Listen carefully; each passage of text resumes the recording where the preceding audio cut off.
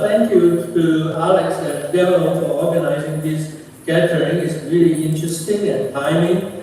And from what I heard this morning, that it's really fruitful and I learned a lot from it. But first, then, of course, the Chan Guanxin's art, the book, The Asia's Method, is really very inspirational. Great, learn from it. But as I read, wrote in my script, which I hope Delvin has already distributed to you guys, you can read it later on. So I'll just summarize what one would like to see everyone discussing. Is that I think Chan's book is very inspirational because he, even though 10 years now, a little bit more than 10 years now, but inspirational in the sense that it really points out the need for us, meaning whoever we are, to be really take the global turn and leave the hegemonic scholarly West and to go to wherever you want to be, Asia or island or Taiwan or island, whatever. So I think that's very good. It's very important to know that we really have to know our positionality, where we come from and where we want to go to. And then another thing I think Chan's book is very good is to make clear where we're coming from, because later on I will say that one of the problems of our scholarship trying to answer this problem is not only know who you are, but also who is your reader, who is the person you are trying to negotiate or try to communicate your scholarship with. Because we can always be what we want, but if we don't know who we are talking to, then communication could be a problem. So we are trying to talk as Asians, but then our audience are all Europeans or Americans, and they don't say, why do we listen to Asians at all? So suddenly there is that dilemma there. So that are the problems that I see. Later on we'll get to read more. And just for the sake of argument, I would say that because I'm very interested in the issue of global music history, and it's a very problematic term because when I first got here, heard it, I said, oh no, another term for Western scholars to appropriate the world and control the world. That's my wish. But actually, so now I make it a different thing. To me, global music history, meaning it has to be, it's doing music history in a global, grand style. It's all inclusive, not from the Western or Asian perspective. So if you do it just Asian music history, I think that is as good or as limited as Western music history. So if we want to do global music history, we really want to do it global, grand, multi-voiced, the multi-positionality things. And the big thing is this should be relevant to global citizens. Hopefully they are more cosmopolitan and more open to different ideas or even challenging ideas. So that's my definition of global. And it has to be very long-term, long duration. So rather than just 10 years, 20 years, it could be 100 years or 200 or 1,000 years. So the project, the case work I'm doing is actually 25 centuries. So it's that sense of global. Now, so I use my case study as Shi Jing, as I wrote in my script that you may have read or may not. It's really 25th century tradition of singing, talking, and there are many problems about it, and that's what we do, and the issues. So I would now, rather than repeating the Shi Jing because there's too much data, we don't have time for it, but I would like to focus on the issues because that's what I'm most interested in, especially I'm talking about more music history. I sense that my topic is a lot, in terms of time depth, mine is a lot more older than most of what people are doing. From what I sense, most of the people are doing about 100 years, but I'm really doing about 25 centuries, at least from 8th century. So the matter immediate is the sense of timing. How we all talk about having the historical consciousness in our scholarship, but then how deep do you go really makes a lot of difference. So in my case, then I'm trying to do a big global history for this Shi Yue, which I call, which is poetic music or Confucius songs. That's the way I translate it. And I want to do this topic for global citizens, so global scholars. So I don't want to just talk to Asian scholars or American scholars. I want to talk to all scholars who would react to my book, which I'm writing on, is, this is interesting, and that's what I can find something good, something not so good. That's so be it. But I want to engage, that's why I want to do it. So I find these challenges the most important, and if you read it, then you would have a little bit better understanding. But here I will summarize it in very simple terms and very short term. The big challenge or even dilemmas is the object and the methodology. So from Chen's book or many other books and many ideas we've theorized already, so there's always a problem of what is the object we are studying and what is the method we are trying to use to study our object. So actually they are very dynamic because as soon as you pick up some methodologies of positionality, you define your topic difference. So if I look at Chinese music as a Chinese people with Chinese ideas, then the object becomes some Chinese. But if I look at this same music, which let's say Shi Yue, from an American perspective, then suddenly this is a foreign music, it's everything different. So there is, in terms of methodology, ideas how to do scholarship, the conflict or the dilemma between the object and the methodology is always very problematic. And so for me, in trying to do this Shi Yue, suddenly how do I define it versus what method I use to do it becomes very dynamic and problematic. So I can look at Shi Yue as a 25th century traditional music. Or I can look at it as just 5 years, 10 years, because the music is 25th century old, the tradition, but it is also very new. I can find a lot of material from the internet. So the other problem that seems to be more of a problem for me than for some of you is the issue of past and present.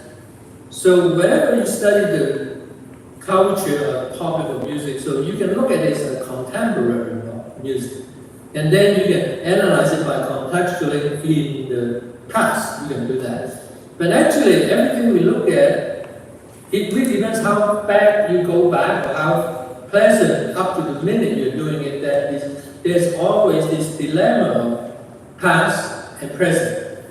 And as we all know, history, ethnography, there's always something past, something present. So I recently learned from this term, past, present, this same term, meaning the history book or the ethnography we're doing actually is a combination of something past, something in the present.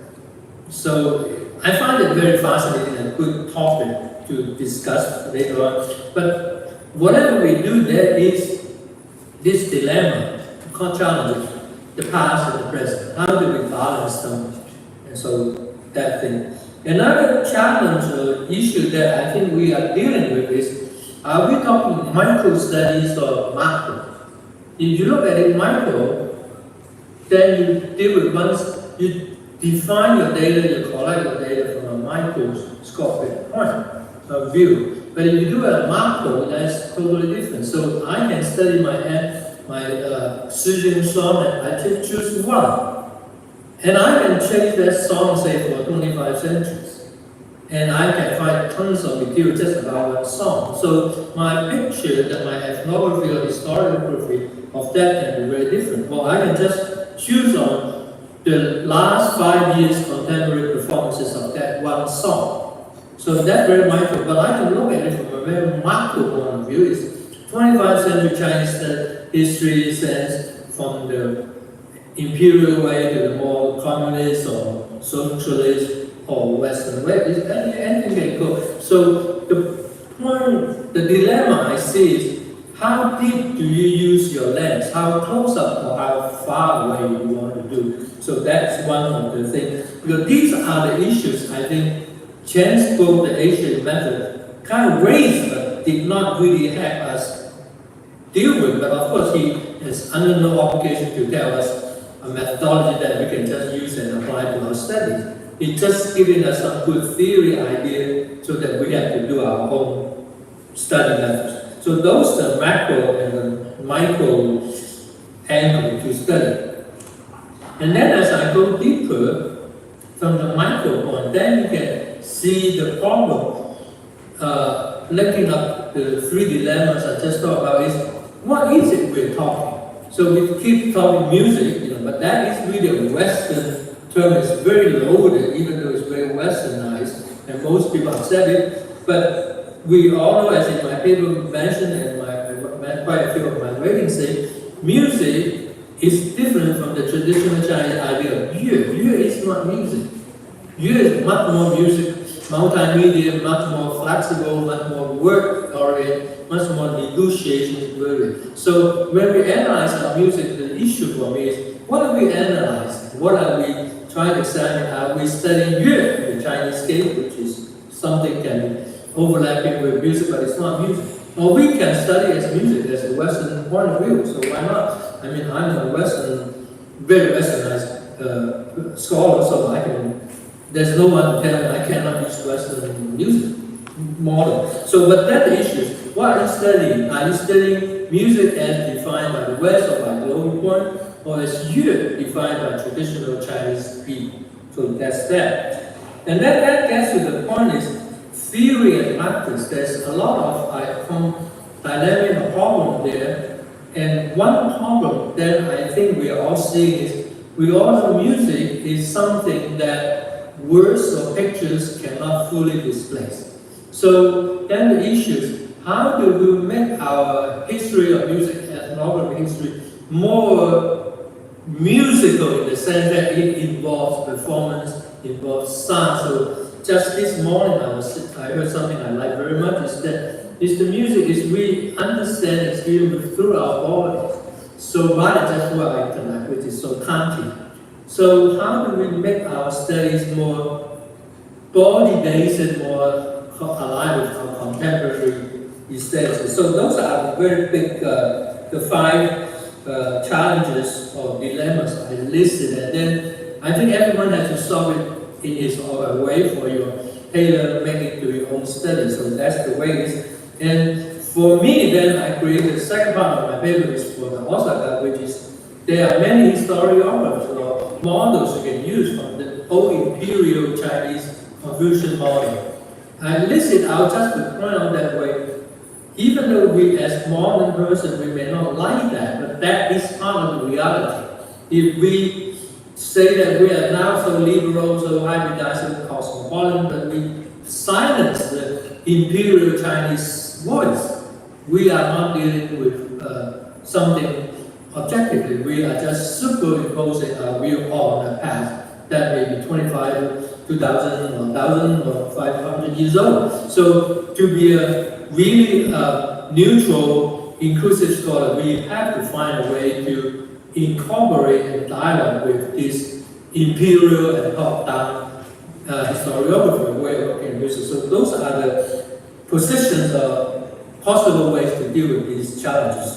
So I think that's all I want to say because my time is already out, but I'm just raising up a lot of problem, challenges, possible solutions for us to discover, to discuss, and so I look forward to talk with you about these issues. So that's my presentation.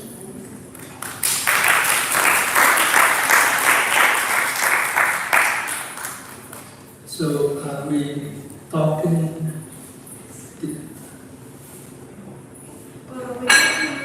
I can't hear anything. Hello, yes? Yeah. Okay. Well, we'd like to move on to our next speaker, and we'd like to welcome Professor Yifeng Shu from National Yangming Chiao University to present first. Let's give her a round of applause once again.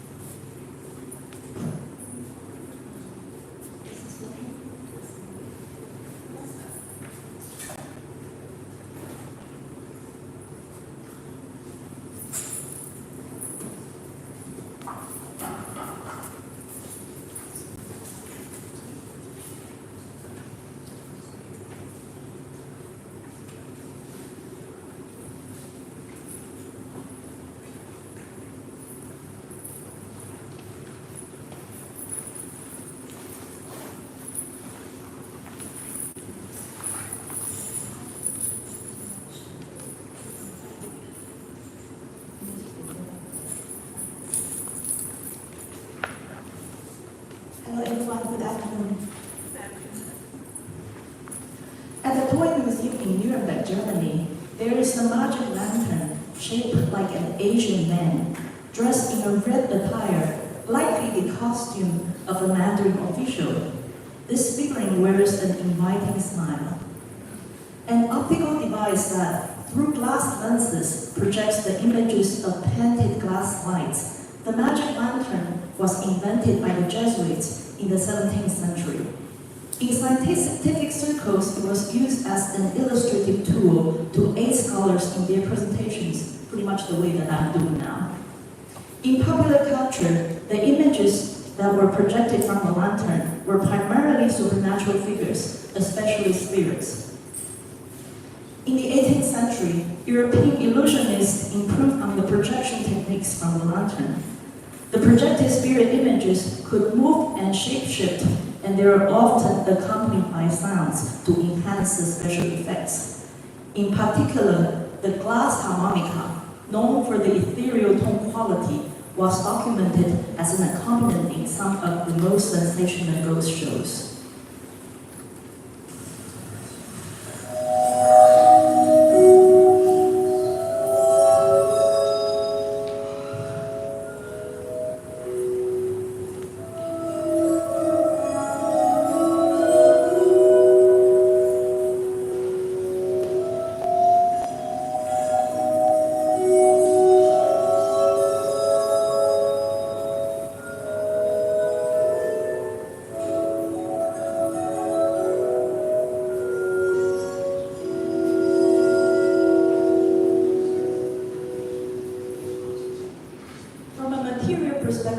Glass's transparency and its reflective nature are key to producing the optical illusion from the lantern.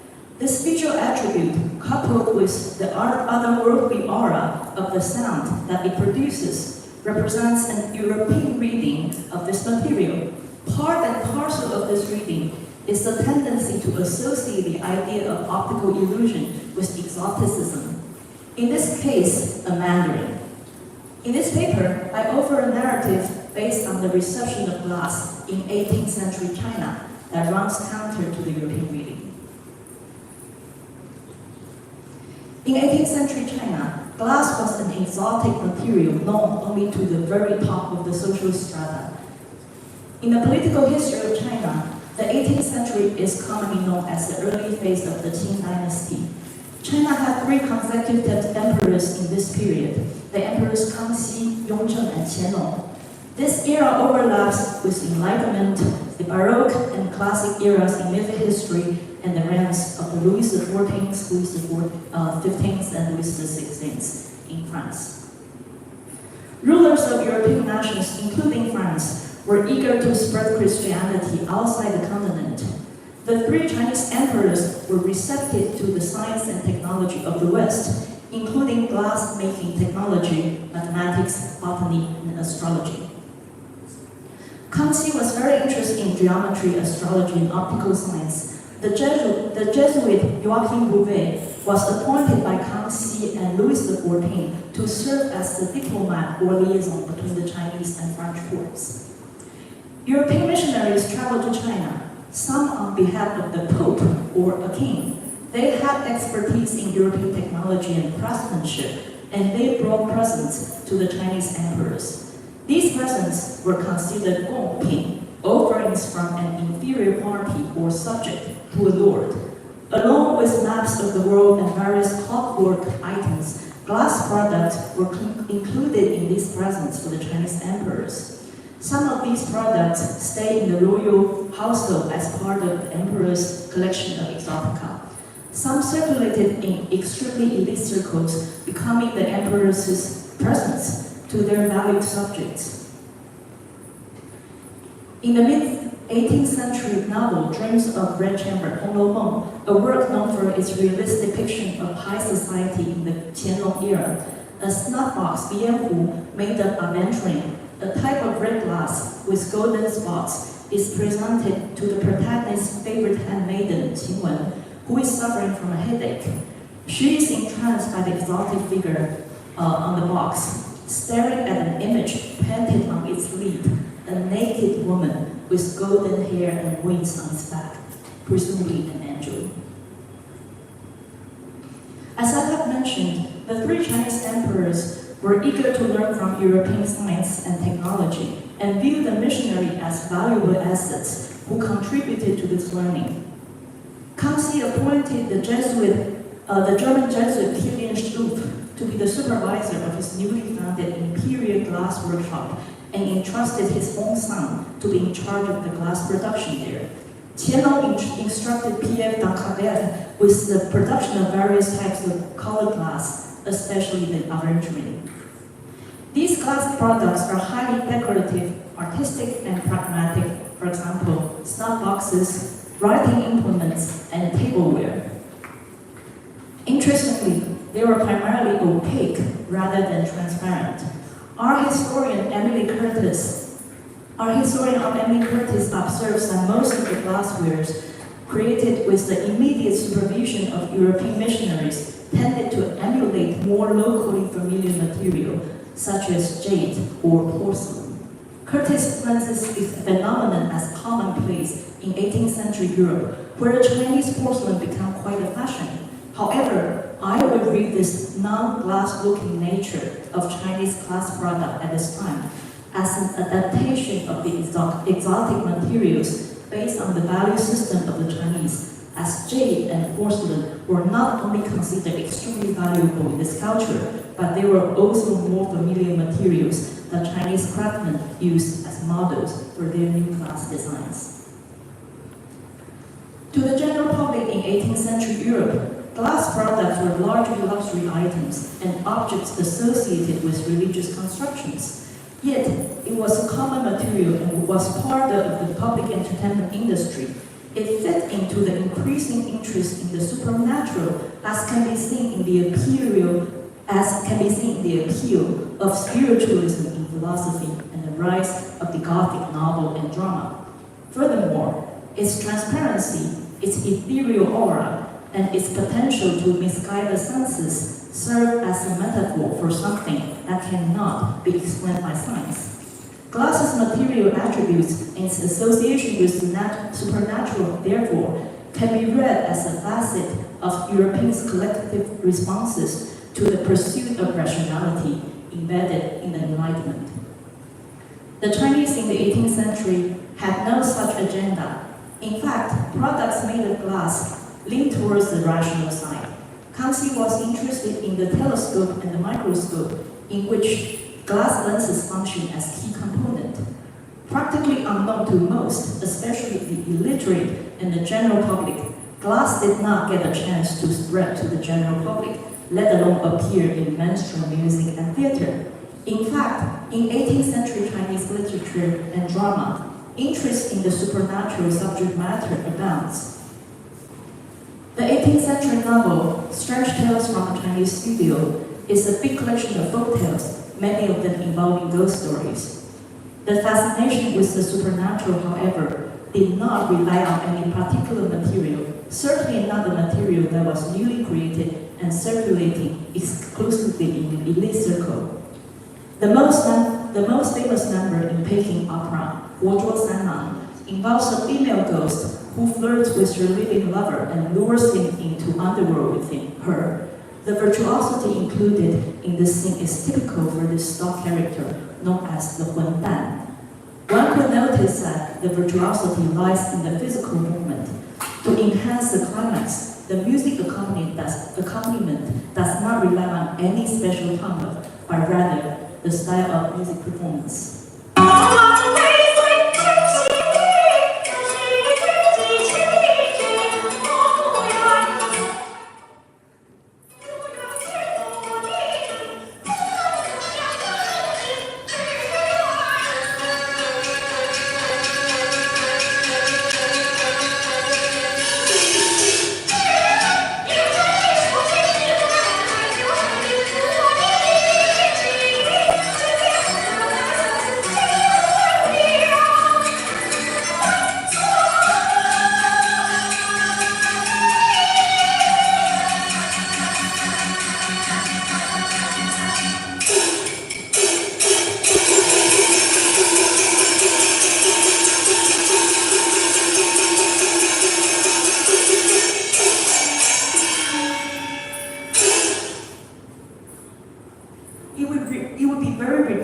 to conclude, after this case study, that China's material culture was not at all connected to its music in the 18th century. In fact, the magic lantern became very popular in the Qing Dynasty, in the late era of the Qing Dynasty, in major city and in the theatrical setting. But that is another story. Thank you.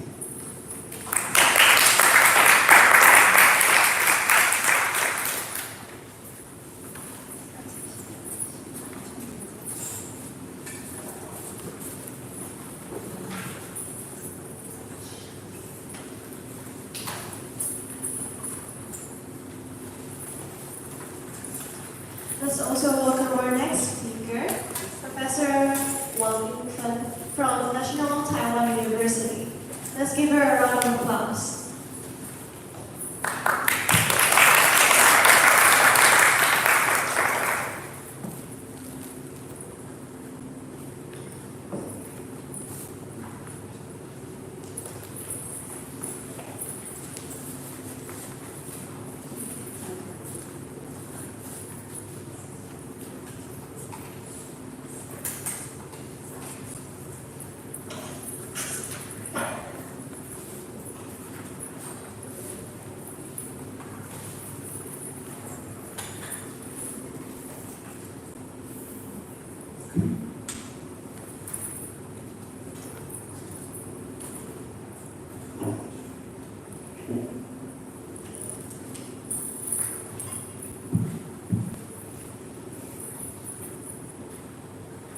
Hello, good afternoon.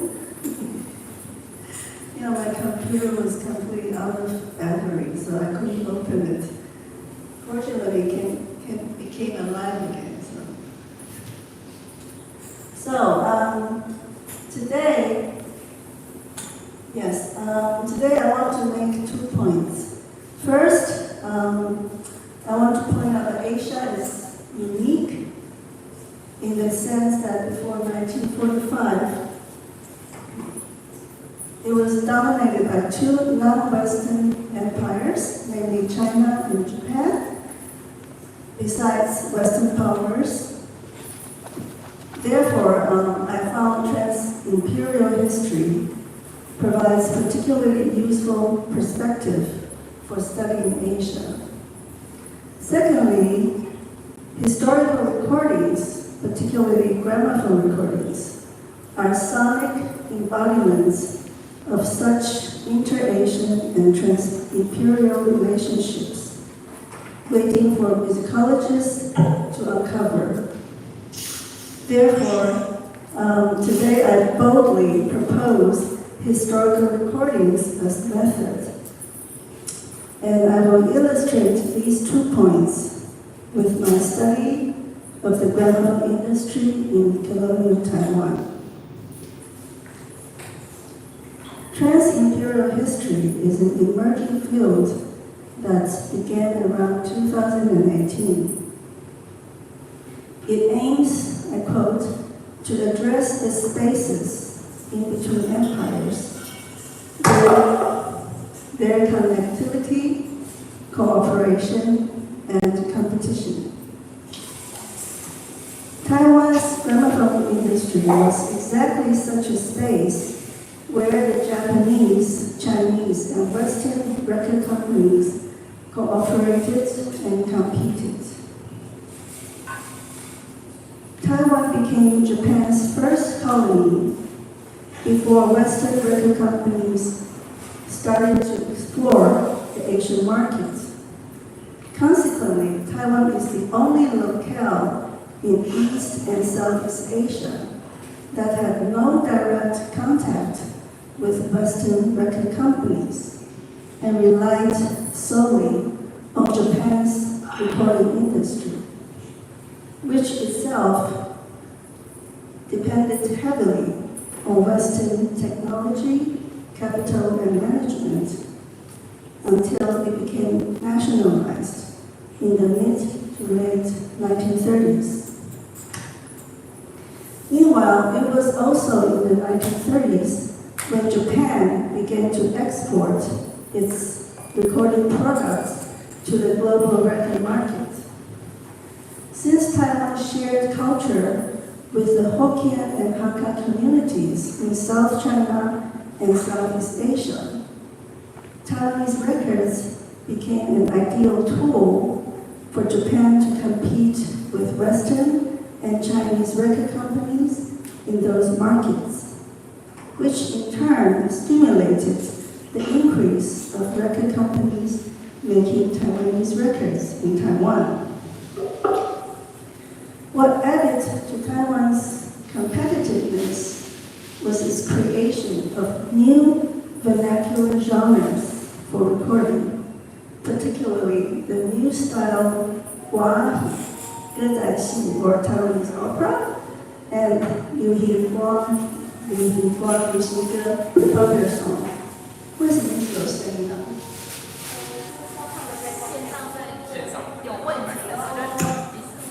？Okay. So Guahi, or Taiwanese opera, and Taiwanese popular songs were spoken or sung in Taiwanese, which was the language of the Hokkien settlers, who made up the majority of Taiwan's population. Creating new songs for recording was a new production model that Japan had learned from the West that had been seldom applied by the West to their foreign records, at least to their Hokkien records made in China, Hong Kong, and Singapore. This further increased Taiwanese records' appeal to the diasporic Hokkien communities. Please don't look at the map because I'm talking about something else now.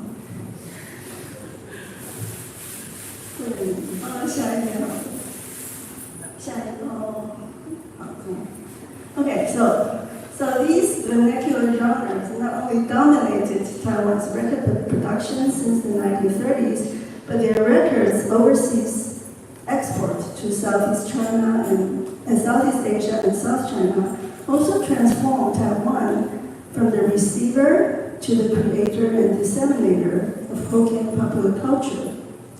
These vernacular genres have had a lasting legacy in the Hokkien diaspora, even after 1945. In addition, now I come to my second point.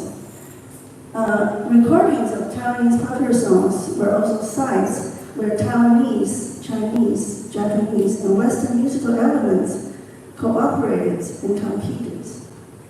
Due to Taiwan's limited resources as a colony, Japan was the primary provider of recording technology, capital, and jazz arrangers and instrumentalists. However, Japanese music had far less influence in creating Taiwanese popular songs than Chinese music. Among the 550 or so pre-1945 Taiwanese popular songs, the majority used the major pentatonic scale, which was common in Chinese music, and only a few of them used the minor pentatonic scale, which was common among Japanese and Korean popular songs. In addition, about 27 of Taiwanese popular songs covered Chinese songs, while only 5 covered Japanese ones. In contrast, at least 200 Japanese songs were covered by Korean singers. Taiwan's lack of resources and Guahi's, or Taiwanese opera's, predominance in its record production further contributed to the unique vocality of Liu Hihua, or Taiwanese popular songs. The few Taiwanese singers who could sing both Guahi and Liu Hihua had to record a large amount in one batch of recordings when they recorded in Japan in order to save money or the cost. And this led to a vocality that was distinct from that of Japanese and Korean singers, many of whom sang in bel canto or quasi-bel canto style. So let's listen to some examples.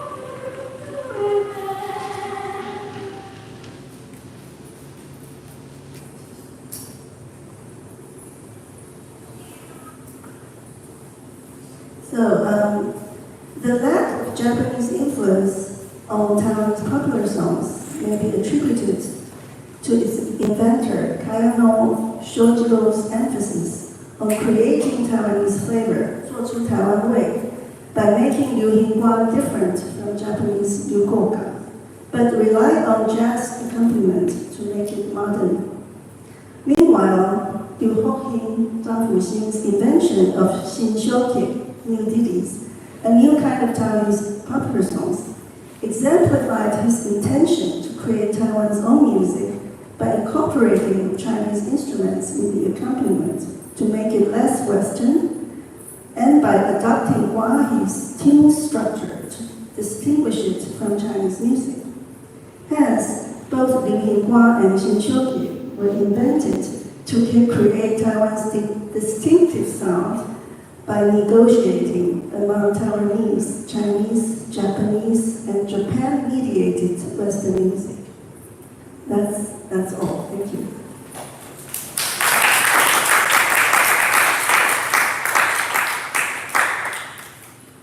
Our next speaker will be Professor Yuko Asaba from SOIES, University of London.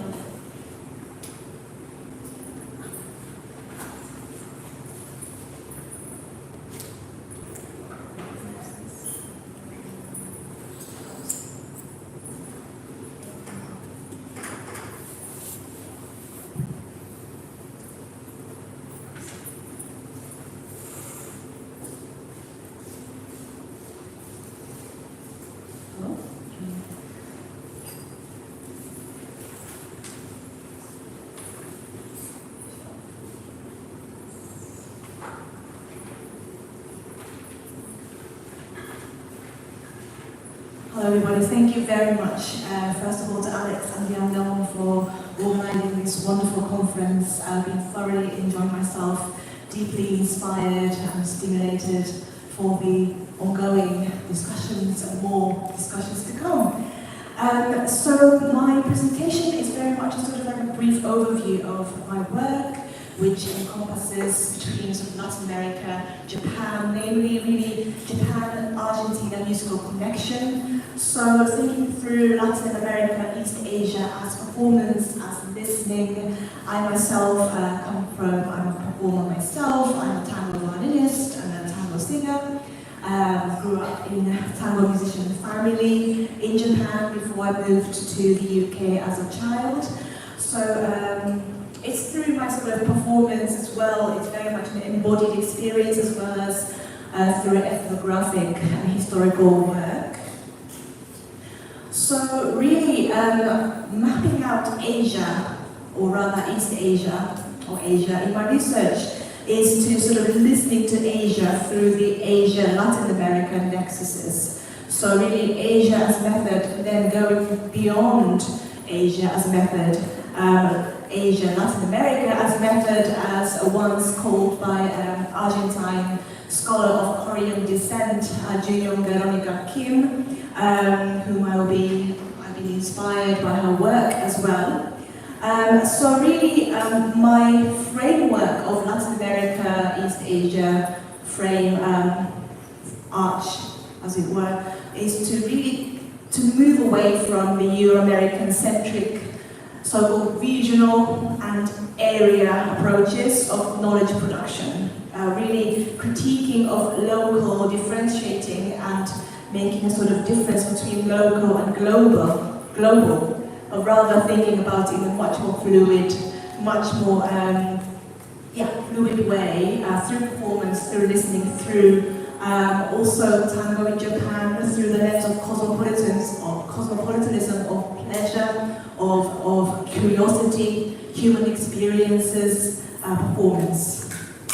Through this lens, then I critique the term Global South, inspired again by Junyoung Veronica Kim, Argentine colleague, scholar of Korean descent, who fiercely critiqued the term Global South as a sort of reproduction by the Eurocentric, Euro-American-centric scholarship of looking at the South. Global, by putting the global, does it then again, once again, the South become the position of the North. So So I'm trying to sort of disentangle that, to deconstruct this notion of global south, move away from it rather. And also then listening to Asia through the Asia-Latin American nexus for me is to pose epistemological and political challenges to the West-centric approaches to the musical globalization. So really a sort of Asia, Latin America as a site of resistance.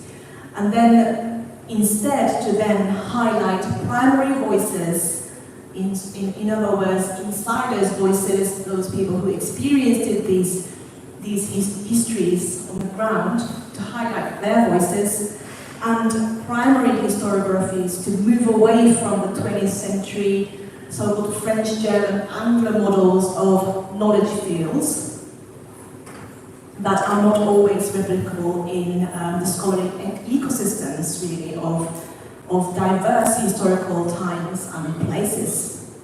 So then, as a critique of the prioritization of the English language writings about histories outside of the Euro-American West, as well over the knowledge produced in places outside the West. So to start incorporating more and more of the scholarship that is being produced in the respective country, rather than always relying on theories produced by in the West. And instead, this framework is crucial in highlighting the individual's sense of the world at each historical time and place. So really rethinking how past relates to our understanding of the so-called global music history, or global term in present day. Again, to illuminate the ways in which the past related understandings of the global music history are present, and then to seek to position these histories in parallel with and in tension with the global music history as a framework. So to demonstrate this, really going through my work on tango in Japan, with a book which is coming out in February next year. Tango in Japan, Cosmopolitanism Beyond the West, really by sort of taking the idea of cosmopolitanism to Japan, thinking about it through voices of Japanese musicians and through Japan-Argentina musical connection. So I look at the history of Japan-Argentina connections through commerce and migration since 1898, which is when Japanese migration to Argentina began. And then I look at the introduction of tango in Japan since the 1910s, which was initially through the Anglo North America, UK social dance network, but Japanese musicians quickly started to look to Argentina in search for what they call the true, real tango in the 1920s. So the really sort of Japan-Argentina connection began as early as the 1920s. And then looking at the relationship between tango and the idea of eroticism, not through this sort of exoticized way, through the lens of exoticism, but through the relationship of tango with the sex industry in Japan itself.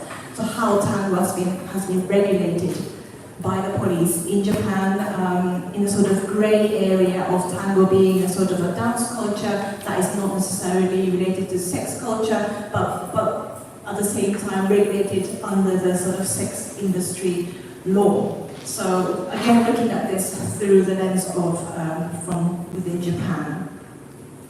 And looking at sort of knowledge production of tango fandom through tango in Japan, but I was actually looking through different frames to look at knowledge production.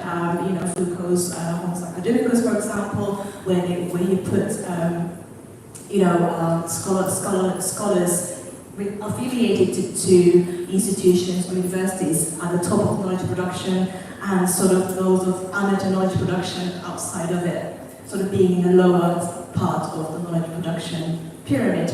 But I describe how that's not really the case in Japan, where fans have actually much more scholarly power and values. They actually attribute much more power to music than some scholars of popular music in Japan, surrounding tango.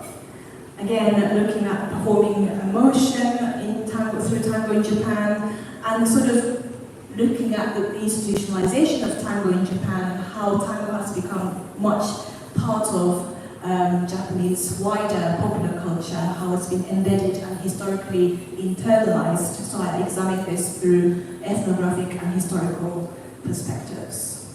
So really the aim was then to bypass the sort of the usual West-East axis of cultural transmissions. And then I look at the sort of race thinking from a sort of national perspective. So race thinking in Japan, and race thinking in Argentina, to see how Japan has been perceived in Argentina and how Japan has been perceiving Argentina through tango. So really, my book then highlights the tension of transoceanic desire. So Argentina then perceived as a place which feels like the West, the white West, because Argentina historically welcomed many Europeans through migration politics. They preferred white Europeans to migrate to Argentina in the late 19th century through the sort of when it was Argentina was being modernized, so or westernized, as it were.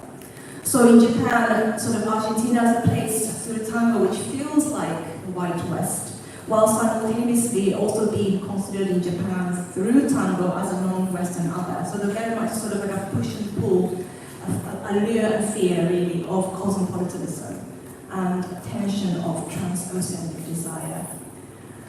So my current project then is looking at one particular historical period of Japanese, especially through imperialism in Japan, looking at Japanese tango musicians' travels and also migration to Manchuria and Shanghai between 1930 and 1946, really sort of before World War II, interwar era, leading up to just after, immediately after World War II, through, including obviously the defeat of Japan in World War II and the Soviet invasion of Manchuria, and really highlighting the voices of Japanese tango musicians who migrated to work to the neighboring continent, which I highlight here. The word Tairiku meaning a very geopolitical, important maritime framework in Japan at this time, looking from Japan towards China and Latin America, where of course both continents became the targets of Japan's colonial projects, and also aesthetical projects as well. So my current project sort of hopes to illuminate sort of personal voices that have been forgotten and enclosed due to the changing geopolitical positionalities of these Japanese musicians and the often Euro-American centered approach to writing a Japanese post-imperial critique. So let's have a listen to Japanese tango musicians performing. Those musicians also used to travel to Manchuria and Shanghai. They worked in dance halls there. This is the Sakuragi Isu Orchestra performing Fantasia Argentina, which has been arranged by Sakurai Kiyoshi here, who is a tango violinist. It's produced by Japan Victor in 1940.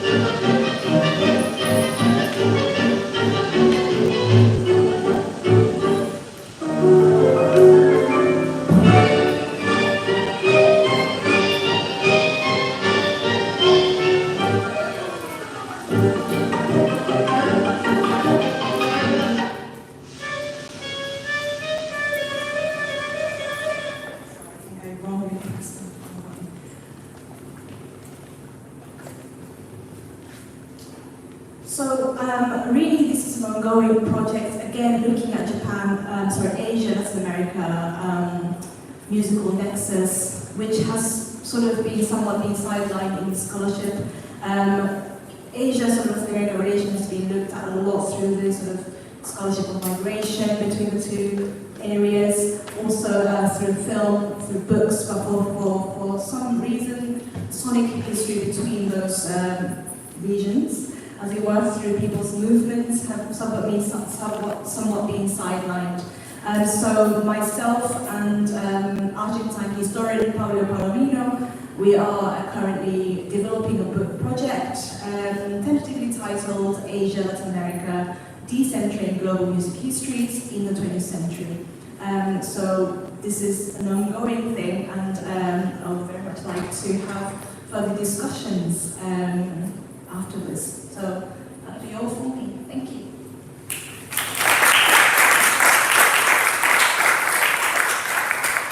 First, we'd like to thank you to all our presenters today and for this session.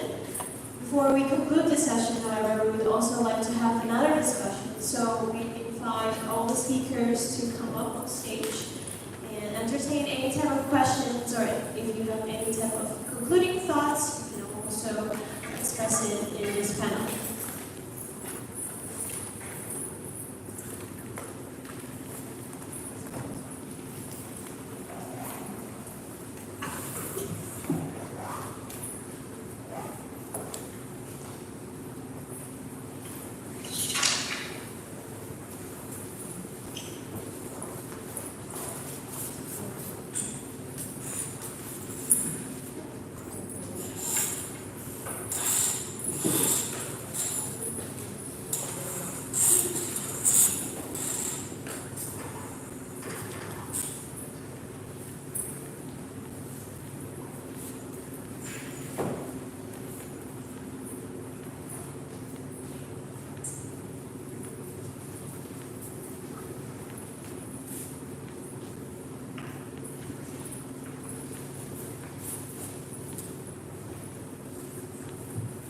So does anyone have any questions regarding the topics presented today?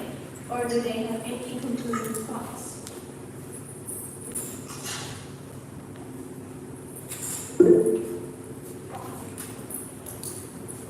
Yes, Professor Joseph? Yeah, I have a question to my fellow panelists, because they raised in my mind a very important question is, when we observe these big movements, fluid movements between countries and zones and things, how do we deal with the problem of the imbalance of power between the state and the people, the powerful government institutions versus the individual, creative, or theoretically powerless artists? Because they, like I just find Yukio's the last presenters presentation very fascinating. But then one thing I would, especially the reference to the Japanese tango musicians in Manchuria and Shanghai. So that is a very fascinating topic.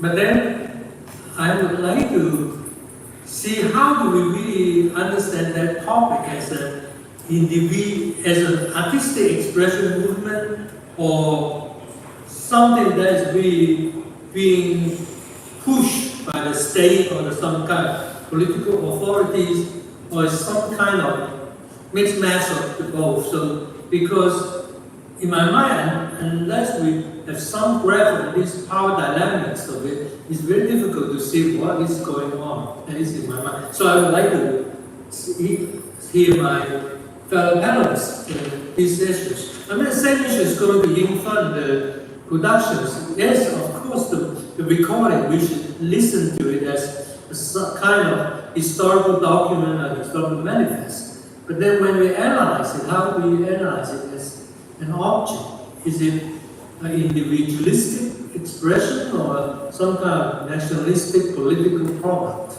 So those are the questions I have in my mind. I just want to open up the discussion. Thank you.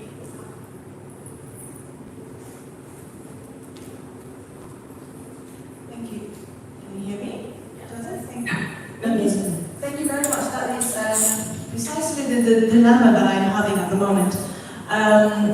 Let's to clarify my statement about the individual musicians is that the more I conducted interviews with descendant families and the former co-workers of these dancehall musicians, Japanese dancehall musicians who were in Manchuria and Shanghai, the more I realized how it was an sort of artistic opportunity for them to acquire what they called more authentic ways of performing tango, because Argentine tango sheet music and also the bandoneon, which is Argentine tango's star instrument, was much more available in Manchuria and Shanghai at the time. So Japanese musicians would go there, firstly to acquire more artistic authenticity, more artistic authority over creativity, and also to earn money because of dance halls in Japan, well actually dance halls in Manchuria and Shanghai paid much more money than the dance halls in Japan at that time. So that the more I sort of talked to the families and also read, the writings, their writings, the more I realized how it was integral to their creative activities. And at that time it was much easier for them to travel, of course, because of the colonial, imperial historical backdrop at that time. So yeah, it's entangled with the power imbalances of the state, and of course there are histories of Japanese migrants who migrated to Manchuria and also to Latin America through a very much sort of romanticized and ideas about these continents that have been politically being projected by the Japanese state at that time. So they dreamt of these places through these sort of romanticized ideas about these places, so that the Japanese, so that they could bring back basically the products they cultivated abroad back to Japan. So it was in that historical background. But at the same time, I would also like to highlight that these musicians' individual creative aspirations and also financial needs in my historiography. So it's that tension between those that comes up in my work at the moment. Yeah. Okay, thank you.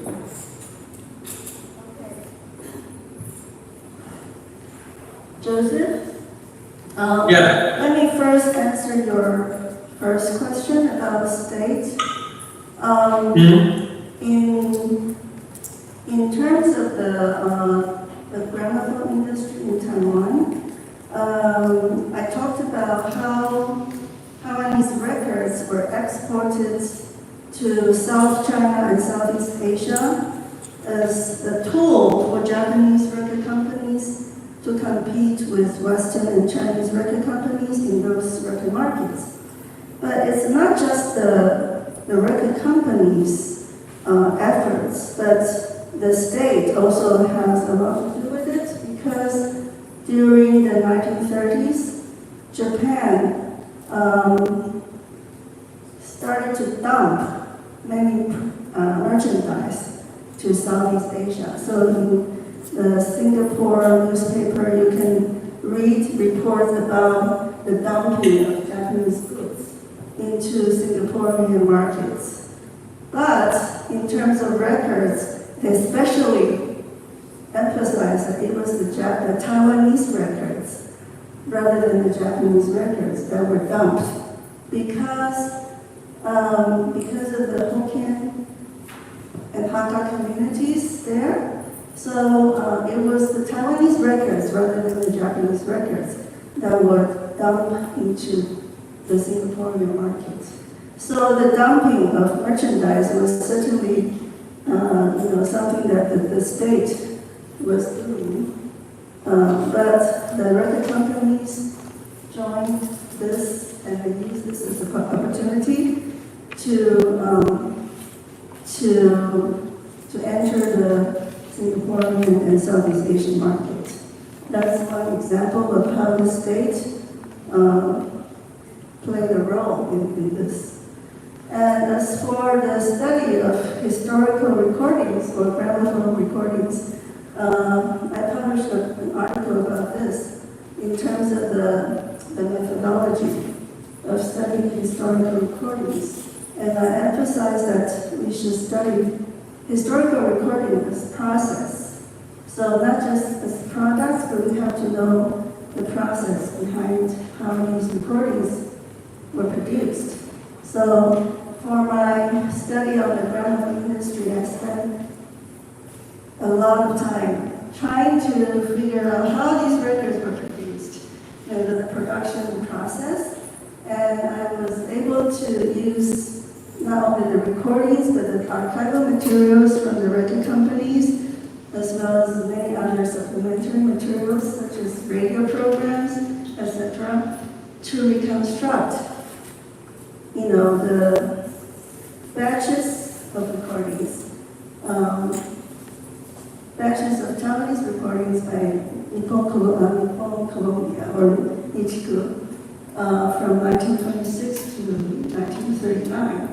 So I was able to not only reconstruct the whole recording process, but also how these records were released. So this whole production process and the sales process, and now I'm starting to do my fieldwork with listeners, because listeners is always the most difficult part. And from my recent interviews with people in their 90s or even over 100, I found that they mostly listen to Japanese songs rather than Taiwanese records. So even though there were about 4,000 Taiwanese records produced during the colonial period, but these Taiwanese who were educated in the Japanese school, they listen mostly to Japanese songs, or they also like to sing Japanese songs. And they actually seem to despise Taiwanese songs. So in a sense, I found that this actually confirmed my finding, which is that most of the Taiwanese records were actually targeting the Southeast Asian market rather than the local market. So Southeast Asia was actually the larger, or even the main or major record market for Taiwanese record companies.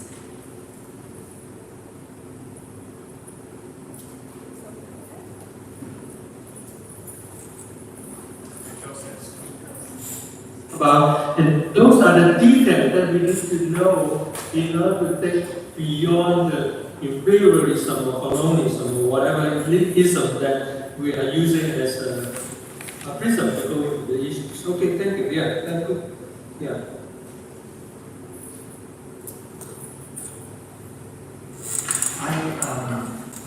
I have a question. Hi, Joseph, it's Alex. I have a question for the panel, and it's a question that largely involves, or largely asks for further reflections on this notion of the global.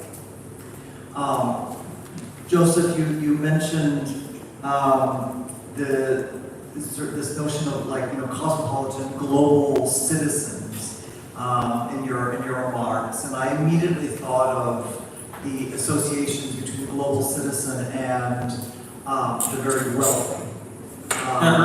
People who have money, who travel around, these kinds of things. In some of the other presentations, what you're looking at, making glass, making records, the products themselves are, expensive and are oriented towards, particular members of the public. But Yingtang, in your comments just now, you were getting me thinking about, okay, if we look at the process, it expands our notion of the global beyond just the people who can afford it. It looks at who's making, I'm not going to get this right, who's making the sap, like what you need to actually make a physical record. Like where do you grow the trees to extract the natural resources? Who is doing that? And all of a sudden, our understanding of global changes. Just hoping for maybe a collective reflection on what is this global thing? This is not a new question. I know that lots of scholars have written about this already, but it's kind of a fascinating idea. What is the globe? What is global? How has it changed over time? What kind of contribution can music scholars make to a discussion of what the globe is? Alex, I can answer you if you can speak, just to jumpstart the conversation. I think the term global is extremely difficult. So, how we deal with it really depends on how we define it. And how we define it in terms of space and times. So if you say global, if you define global in terms of Chinese history, you can go back to that dynasty at least. Because China was quite global, meaning linking cultures from East Asia, China was now to Hong Kong, all the way to Central Asia. So the term global is really, really problematic. And that's one of the problems that Jiang Guangxing's book raised and also did not really answer. So how do we really define global, or by contrasting with the West or the Asia? So I really don't think there's any one way of defining it. It all depends on what are you trying, what does one try to do and try to analyze. So that's the only one solution I can see, effective solution that I can see.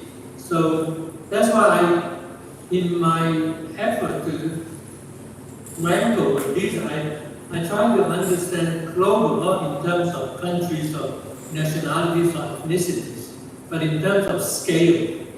So I want, in my mind, global music history is music history that's global in terms of the topic being studied, the time framework, the space framework, how it connects different people's communities, in what kind of places. So that's the way I approach it. But I think that definitely we are hitting on a big block of problem is what is the globe?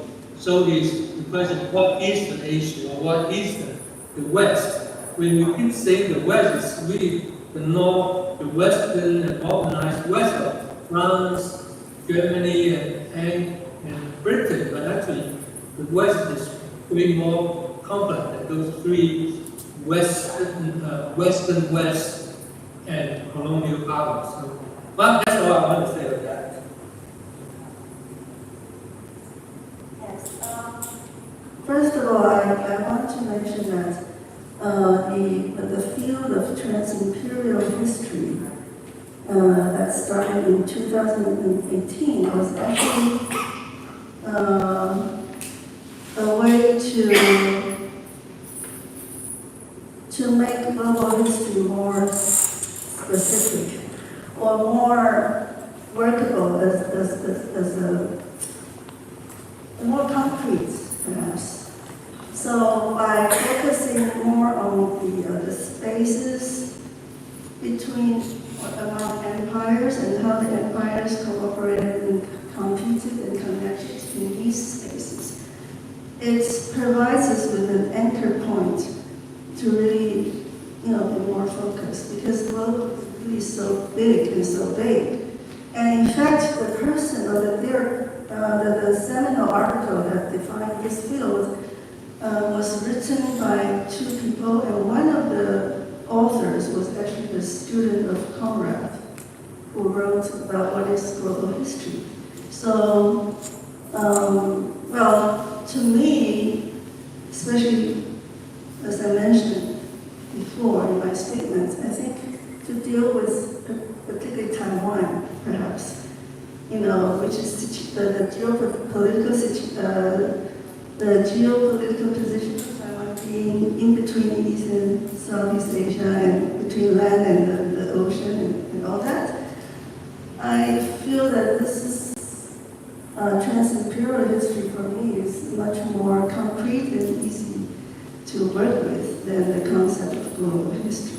So that's one answer. And so what is the second? I forgot. I have something to say, but I now forgot what the second question.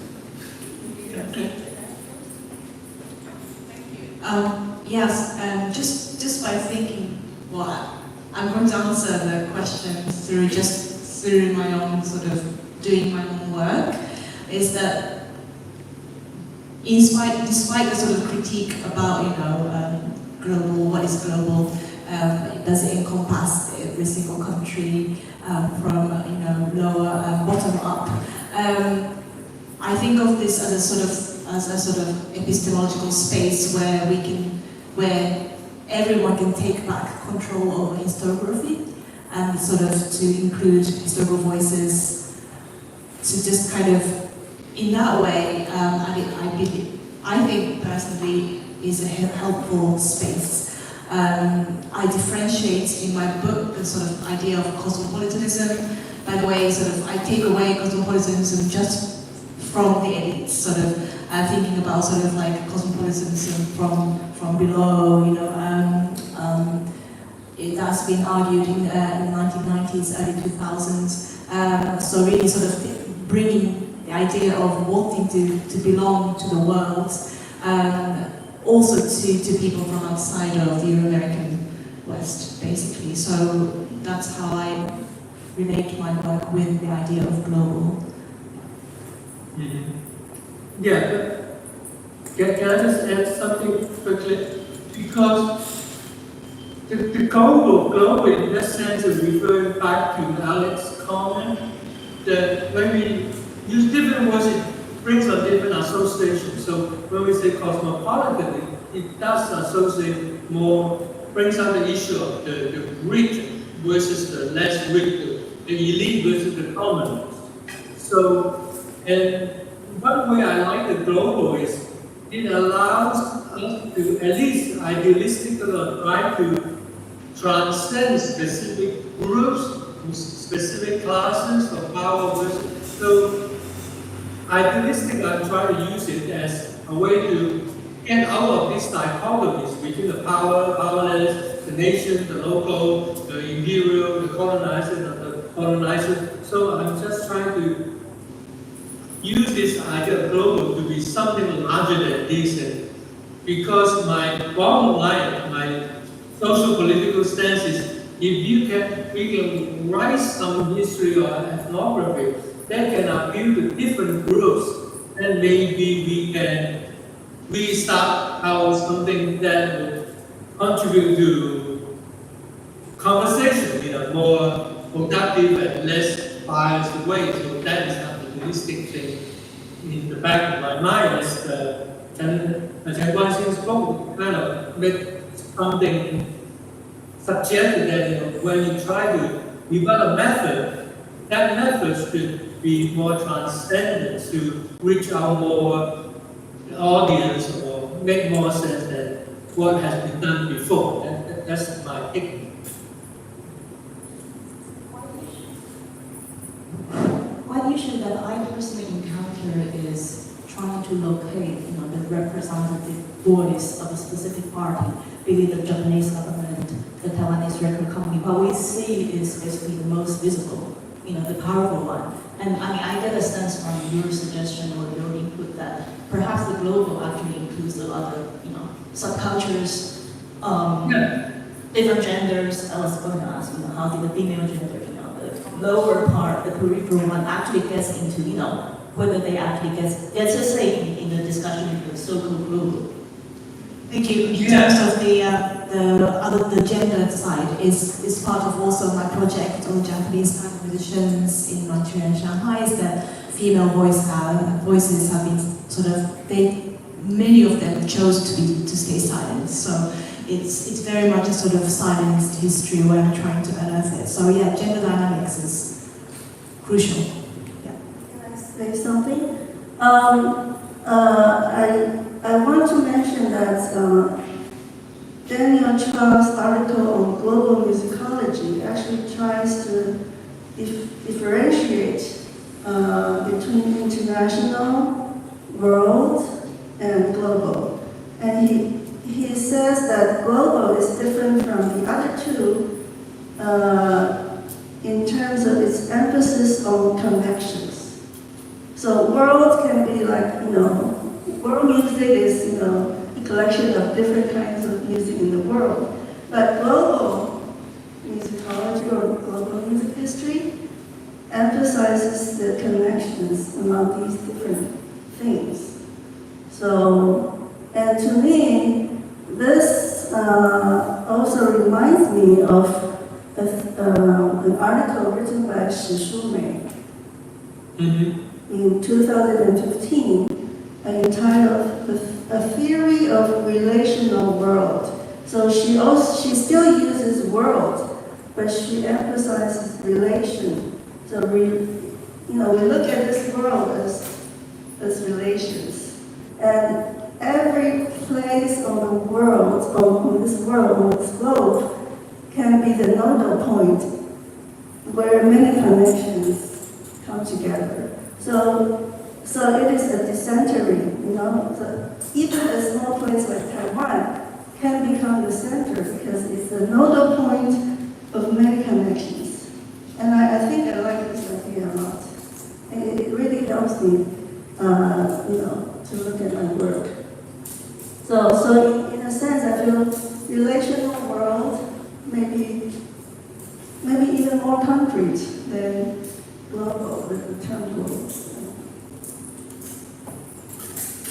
Well, just for the fun of it, for the time being, I like global more than international thing because when you say global, then it's not just relational. International, I said relational. Yeah, I know, yeah. When I'm thinking of global, it's more than, I prefer the term global more than relational. Because relationally refers access between one or two or three. But global then it refers to more multiple. So like what we were talking about when we talk about global music history, then in my mind should address the issues looking at the music from the elite point, from the commonest point of view, from the male's point of view, of the female, feminist point of view, because as I always say, Chinese music history so far has always been written from the male perspective. There is a book or books of Chinese music history that should be written from the female point of view, like a Chinese music history, global music history of Chinese, a global history of Chinese music that allows the female voice to come out rather than just the traditional male voice. So that's why I find the global very, very problematic, but at the same time, it does allow us certain uses. So that's why I'm not throwing it out with the Tao again. I'm Diao Shen, and from what you all have talked about reminds me of two notes. First, in 2010, there is a scholar, maybe then, or he proposed musicology called relational musicology. Yeah, and the second point is also from what you all have talked, that is, it seems to me that the global is now the trend is that amalgamation of all the approaches or the theories in the past 20 or 30 years into one thing, but not in the way that like a relational musicology that's so elusive, it's so theoretical, nobody knows that. Global seems to me that it has an earthly side for many people, so that many people can feel like I have a stake in that. I should say something to this. Instead of saying relational musicology, it is not my topic. But we talk with global musicology, hey, I can say something about that. I think so this term is vague and problematic, but it has the power power to, to invite people, to evoke that people to talk. And that is, of course, it's a rhetoric thing, but it has the power. And that's a difference. That's the 2 notes for me. Yeah, I totally agree with that. Yeah.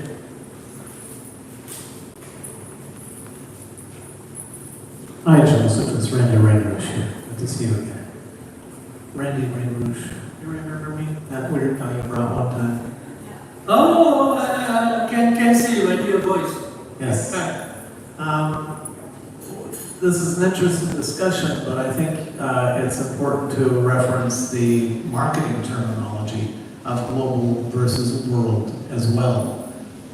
Because all this discussion has happened before in the marketing world. World music was defined as music that was a combination of different cultures. Global was considered music that was specific to cultures, including world music. So global included the tradition of a certain culture, where world music became more the mixing of cultures. So what I personally like what's being defined here is the opposite, is that global is inclusive of everybody, where world music is more specific for certain cultures. So I think the answer to it is you can define it what you want, but there needs to be a subtext of the definition. So it can't just be the single word. Otherwise, you're going to just create confusion for people who are already used to a certain term that has been marketed in the music world, and also is still being used in media. So you need the subtext. Mm-hmm. Yeah, I totally agree with you. All these are rhetorical terms and try to reduce it to convenience our language. But you are saying is right. World music always refer to we're taking on the work from our musicians. Global seems to be a little bit more open.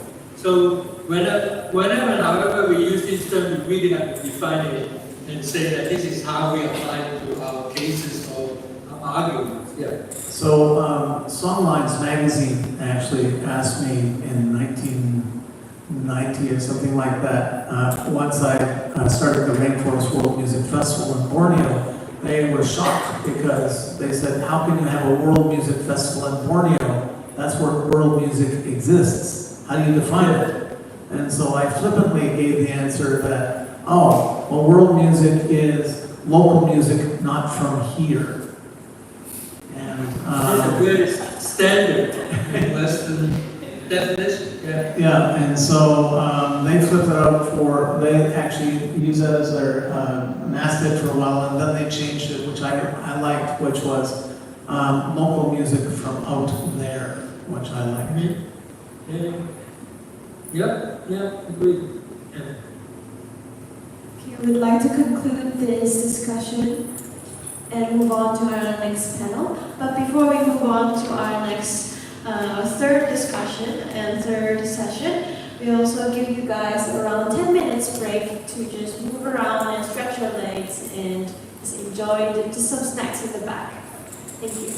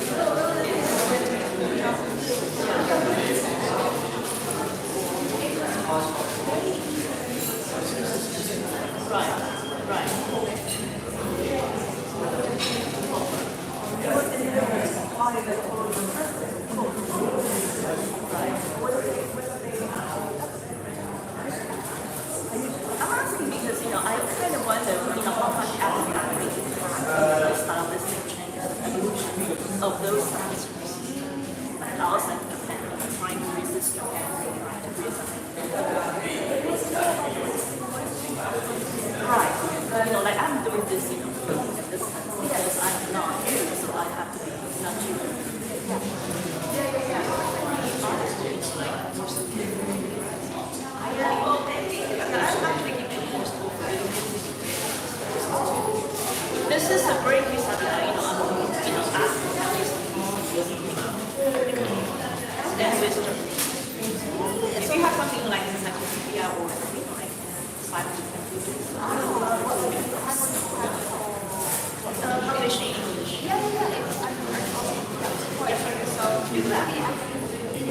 will look for it with you. Okay, I know, but I probably have. Yeah, with the audience. Yeah. Okay. Yeah.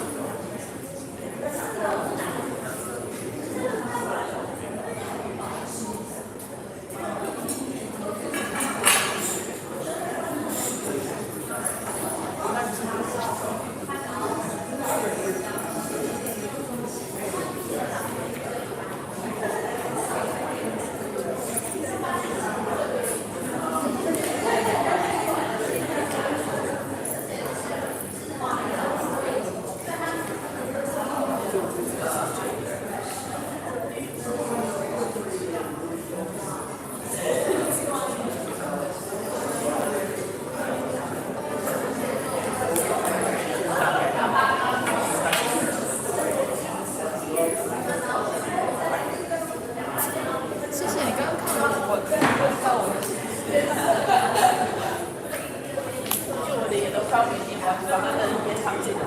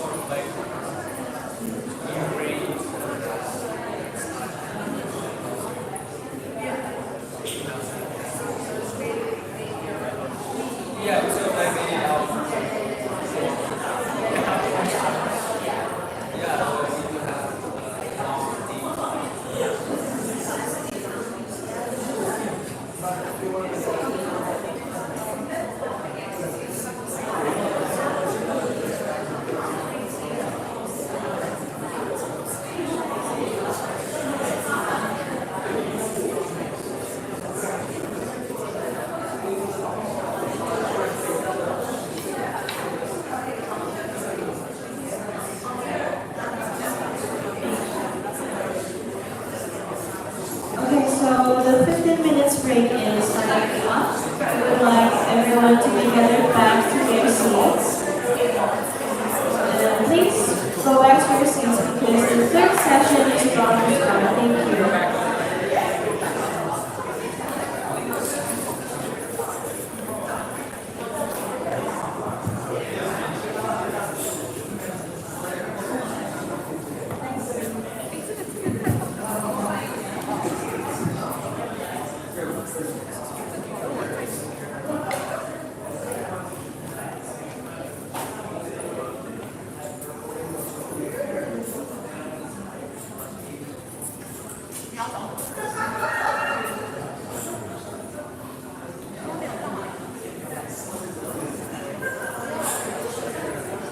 Everyone is seated. We'll start with our final and third session. Our final roundtable discussion is titled Reconceptualizing Music Studies, Global Terms for Asia. As before, presentations will be 7 to 10 minutes, followed by a discussion.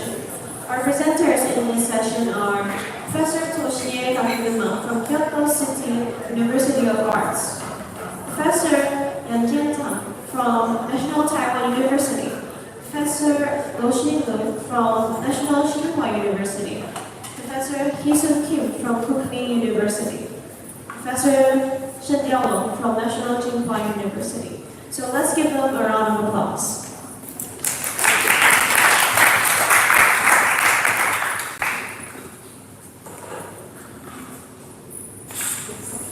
Yes, our first speaker here will be Professor Toshie Takuma from Kyoto City University of Arts. To start with, I'd like to thank Professor Shen and Professor Khan and everyone who worked so hard to realize this conference. I'm very honored to be here. And what I'm going to share with you is not about an Asian composer, but an American composer, Dave Harrison. A leading figure in American experimental music along with John Cage, Dave Harrison was a composer who studied Asian music in earnest, composed and performed unique works.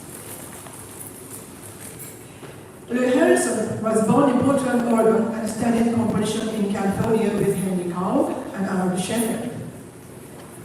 His mentor Henry Cowell studied with musicologist composer Charles Seeger and then studied converting musicology von Hornbostel.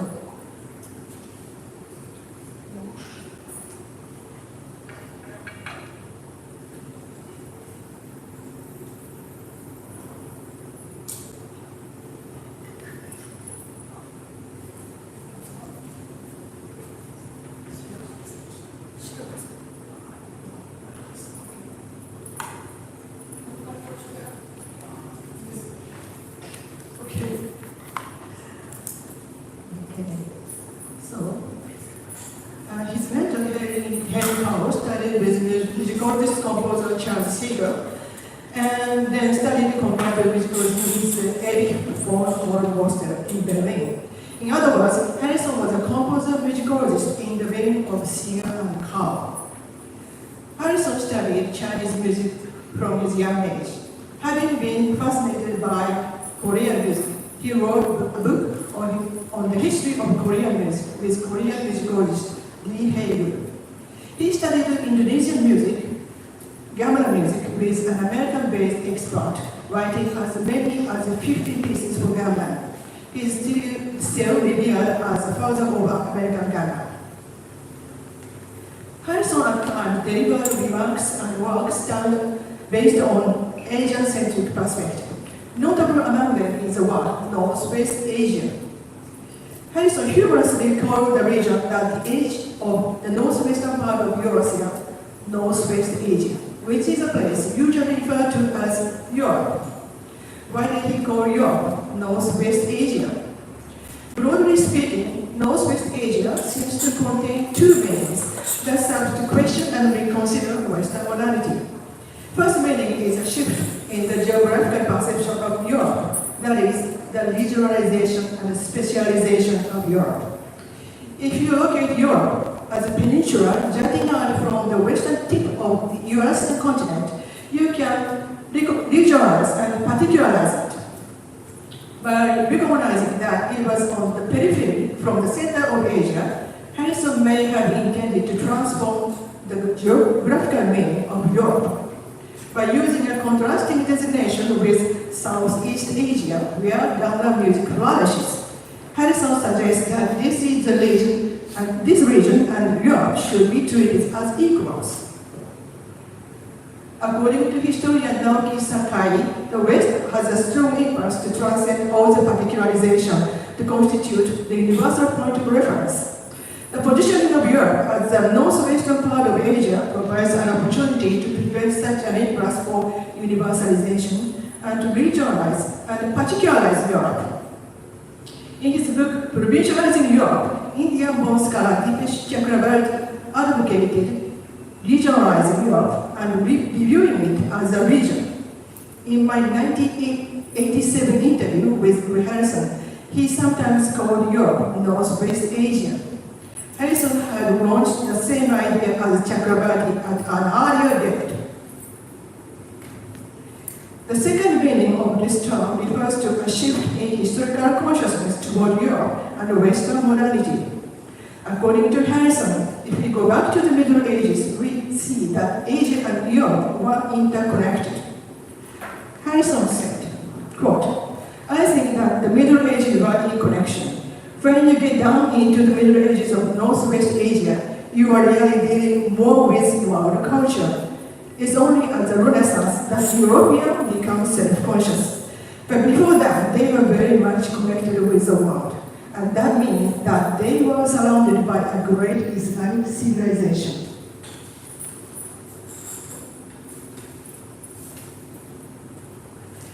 Harrison proposes to review the history from the Middle Ages or earlier, when Europe has not yet been formed. Here we can see a critical awareness of seeing the history due to the chronological succession of pre-modern, modern, and post-modern. According to Naoki Sakai, modernity has historically been opposed to its historical precedent. Geographically, it has been contrasted to the non-modern or the non-West. Thus, two kinds of areas are diametrically discerned. A, the modern West, and the pre-modern non-West. The pair excludes the possibility of a simultaneous coexistence of B, the pre-modern West, and the modern Northwest. However, Harrison turned to pre-modern Europe and connected the West and the Northwest through the non-modern or pre-modern era. Harrison also looks further into the ancient world of BC. He was intrigued by the discovery of tablets with the 7 note scales written in cuneiform script at the site of an ancient civilization in Mesopotamia. He composed the Sonata Initiatum for 2 troubadour harps, which was based on one of the scales inscribed on the tablet. It is presumed that the musical culture in the West Asia, including these tuning theories, was transmitted to ancient Greece and China. If so, the history of music must not begin in ancient Greece, but must be compiled back to the ancient civilization of West Asia. Let's now look at how Harrison specifically projected these ideas into his own music. He often used medieval musical forms and melodies in his music, particularly the first instrumental form, Stampede, was his favorite.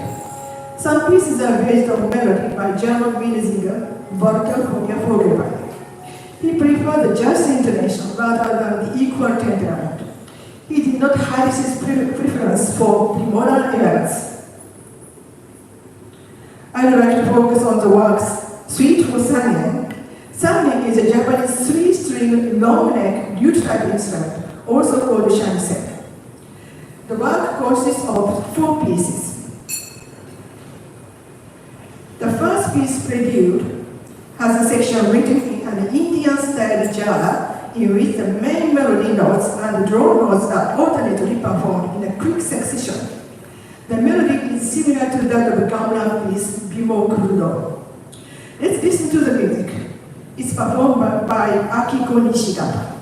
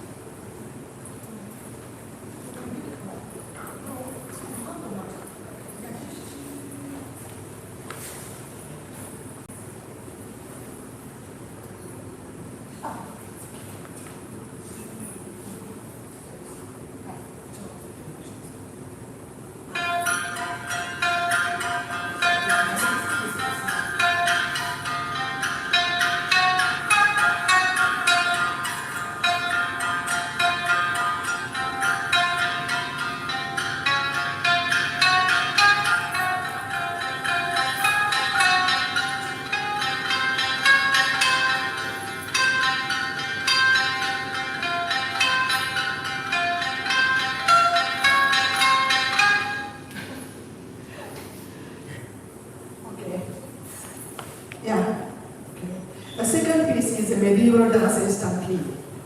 So that's one. Okay.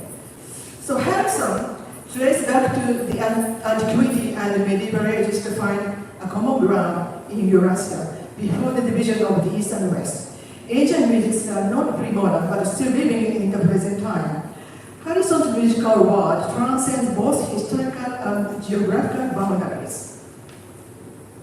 Asia as method has been widely known by Taiwanese scholar Chen Duanxing.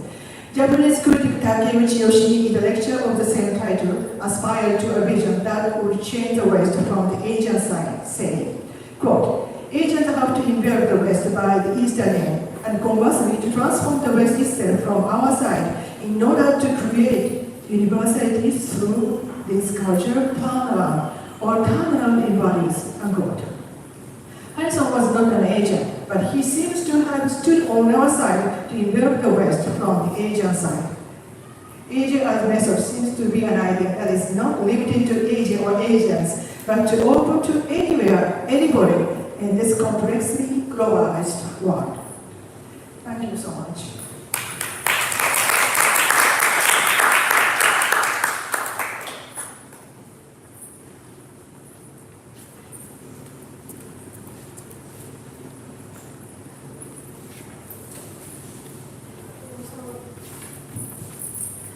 Okay, thank you for your wonderful remarks and speech and presentation, Professor Toshie. Let's move on to our next speaker, Professor Yan Tian Zhang from National Taiwan University.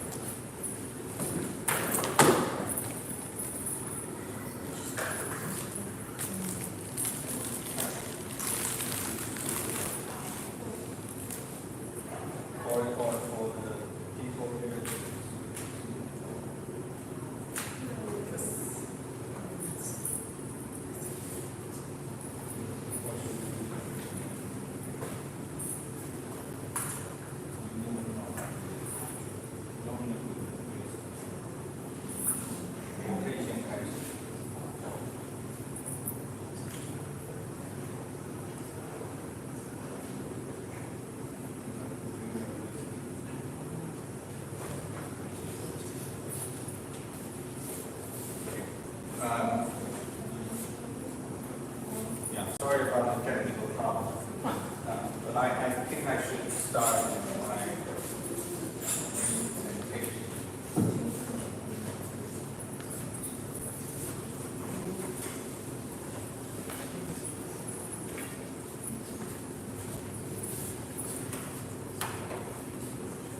It is my great honor to be able to participate in this wonderful event organized by Tsinghua University.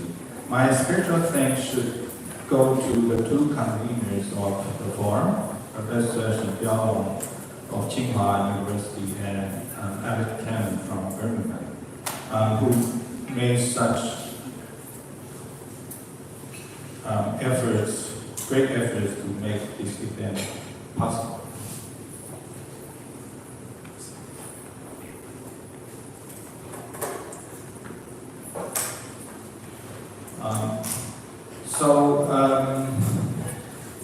I might just follow the previous presentation to talk a little bit about the history of Asia.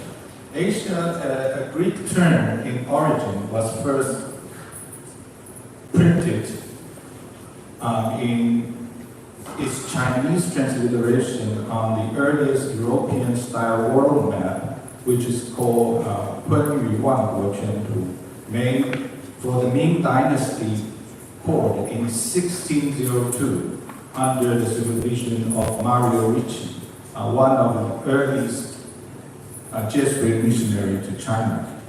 It then took 2 more centuries for the term Asia to become part of Asian consciousness, however unwillingly, through constant reminders of European colonial maneuvers. Thus, only since the mid-19th century, the solidarity of Asia, also known as Asianism, was born in flesh and blood. It obtained its ideological currencies to counter against Western forces, disregarding the term Asia's ambiguous contents and boundaries geographically and culturally. Therefore, it has been argued that the concept of Asia is so diversified that the only agreement is nothing but a common, imagined, unified concept of the West as Asia's opposite. As a term, Asia as method comes originally from an essay dated in 1966 by the Japanese scholar Kakeoji Yoshimi, who questioned Japan's preoccupation with obtaining equal status along the West since the late 19th century, that crystallized in the term overcoming modernity. More recently, the title Asian as a Method was picked up by Taiwanese scholar Chen Guangxi, the founder and editor of the journal Inter-Asian Cultural Studies, as the title for his book that proposed to re-examine and to deconstruct the embodied power structure in contemporary knowledge production. 2 points of interest that I picked up from the book. First, a new view of Asia can be local but also transborder, transregional, and even intercontinental. It recognizes that the elements of the West have become internal to base entities in Asia. This means two apparent rival terms are never mutually exclusive but embodied in each other. In my view, Asia and the West are two inseparable and entangled concepts, as recent historiographical practices have preferred a histoire passée instead of the more conventional comparative model in handling different historical subjects. And this is a problem I think we talked about this morning. Secondly, a new view of Asia emphasizes on practice. As a result, transform the subjectivity. That means interrogating Asia is also a way of living, a way of epistemological reconstruction. By arguing using Asia as a method, in my view, is far from circumscribing itself within the fixed geographical or cultural domains. Rather, Asia here functions as a critical exercise of evaluating processes. Without one-sided accepting or rejecting the legitimacy of the concept Asia, we can also ponder the process and dynamics of different geographical and cultural inclusiveness and exclusiveness embedded in the term historical and living practices. In the second part of the talk, I should present to earlier musicological attempts in using Asia as a method to reconfigure music historically.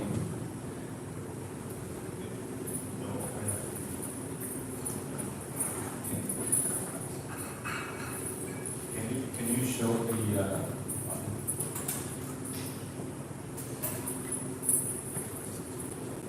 but I think we need a picture, so please wait for 1 minute.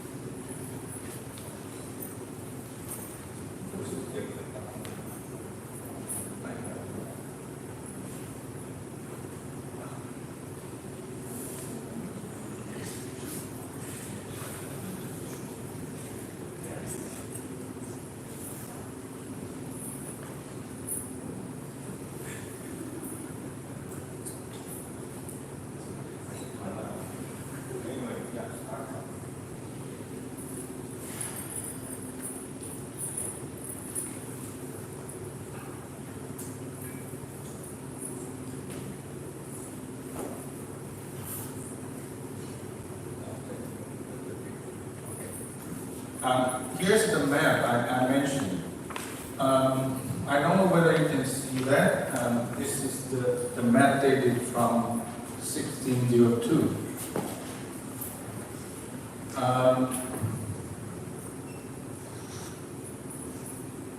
Okay, there's a printed Asia, Asia, in the middle, and there's a old Europe, and there's a Ya here to the top. If you can see that here. Okay.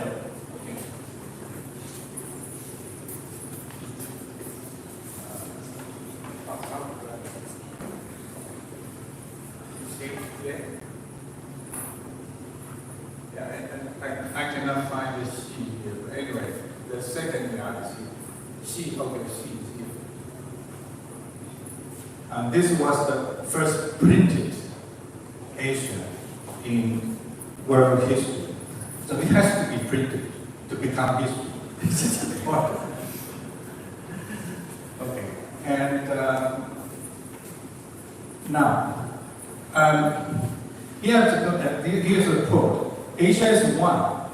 The Himalayas divide only to accentuate two mighty civilizations, the Chinese with the communism of Confucius and the Indian with its individualism of the Vedas. But not even the snowy barriers can interrupt for one moment that broad expanse of love for the ultimate and the universal, which is the common thought inheritance of every Asiatic race, enabling them to produce the great religions of the world, and distinguishing them from those maritime people of the Mediterranean and the Baltic, who love to dwell on the particular and to search out the means of the end of life.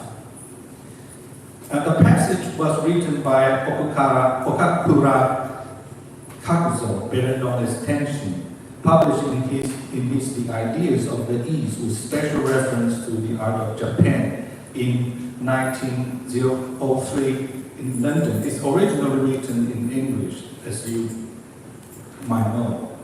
Okakura's idea was to reconnect those lands approximately along the Silk Road through arts and religions by way of Confucianism and Buddhism. According to the historian Prasenjit Duyara, the basis of the interwar Pan-Asian vision was less a racial imagination against white imperialism and colonialism, but on civilizations accompanied by its spiritual and moral authority. Duyara further argues, here I quote, the critical problem in understanding civilization during this period is the extent to which it could be identified with or appropriated by a nationalist goal, end quote. And to reconfigure both spatially and temporally a genealogy of civilization for Japan's music, it took a musicologist like Tanabe Hisao to invent an oriental history of music in which Japan's own musical identity should be located.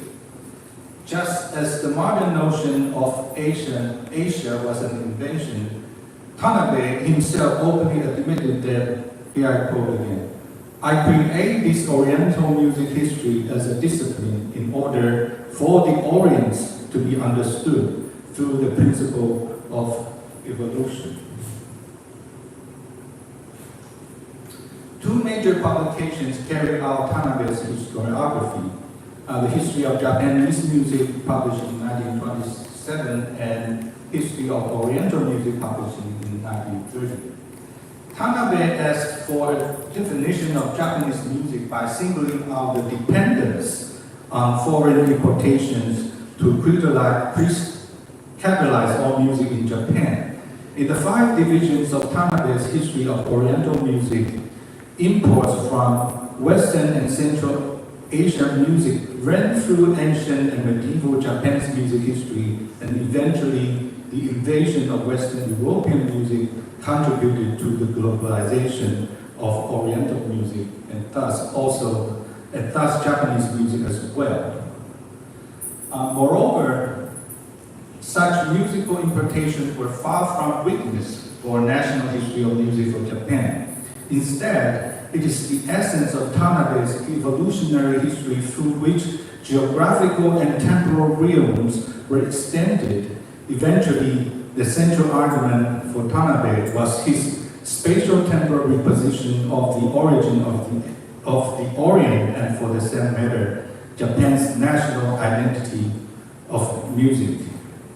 Here I quote from him. The flow of global art that originated from the western end of Asia continued advancing eastward for approximately 1500 years. And that's the time span. It once shone brilliantly in India, then in China, then finally reached Japan. The eastern end of Asia. Beyond here to the east lies the boundless expanse of the Pacific Ocean. Thus, this world-renowned music has found its final resting place in the Japanese Empire. End quote. And the second example I have here is, Wang Guangqi is a bit younger than Tanabe, but they somehow published similar things around the same time. The case of Wang Guangqi's Chinese music history shows a different time-space reconfiguration for Chinese music. One was a socialist turned nationalist who wrote on musical topics together with his reformist politics since the 1920s. Eventually, Wang was disenchanted by Chinese politics during that time and decided to save his country through music studies. He left for University of Berlin's Musikwissenschaft to study under the famous scholars Karl Stumpf. Different from Tanabe, Wang proposed that China belonged to one of the three musical systems in the world, and they were Chinese, Indian, Persian, and Greek. On the other hand, Japan, Korea, and Tibet in this narrative become parts of the Chinese.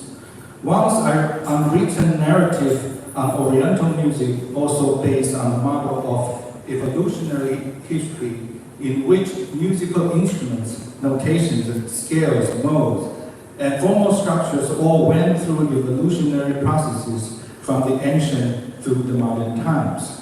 By placing classical Greek thinkers together with ancient Chinese thoughts on music, one attempts to bring these two world systems in equal terms. In Wang's music history,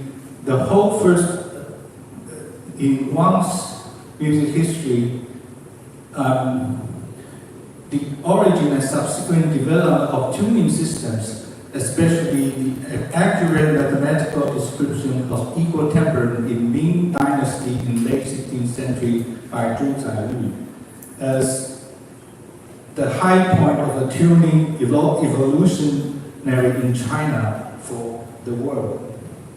It is curious to compare the central concepts of Wang and Tanabe. Both of them wrote topics on Western music together with their own national music.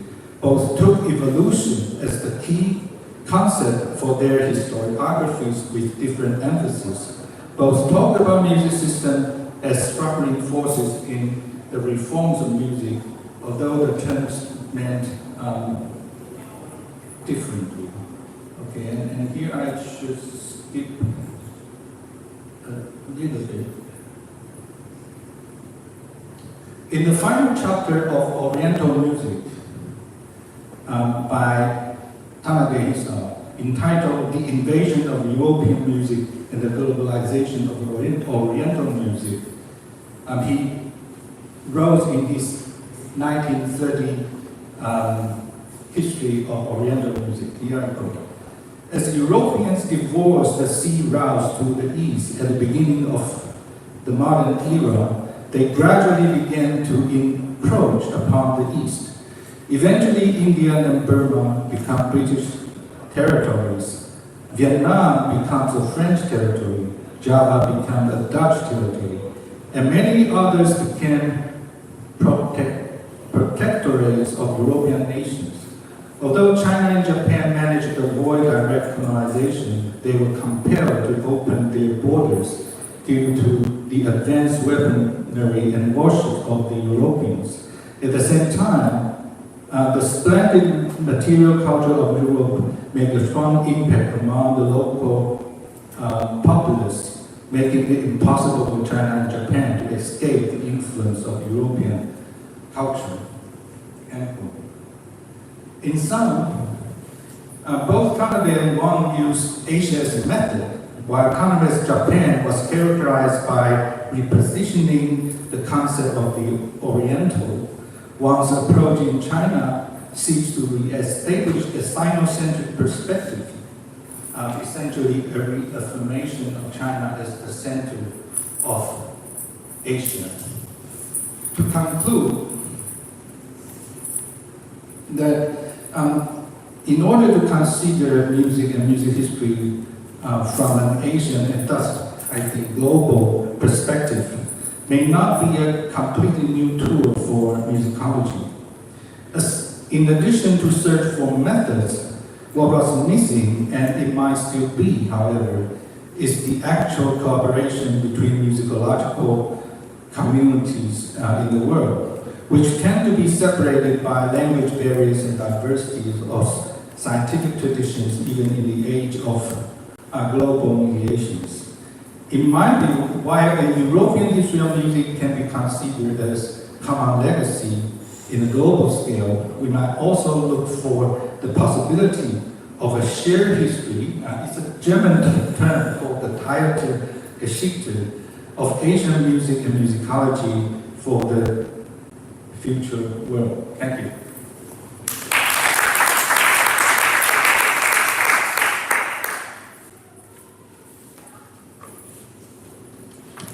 Thank you, Professor, for your wonderful speech and presentation.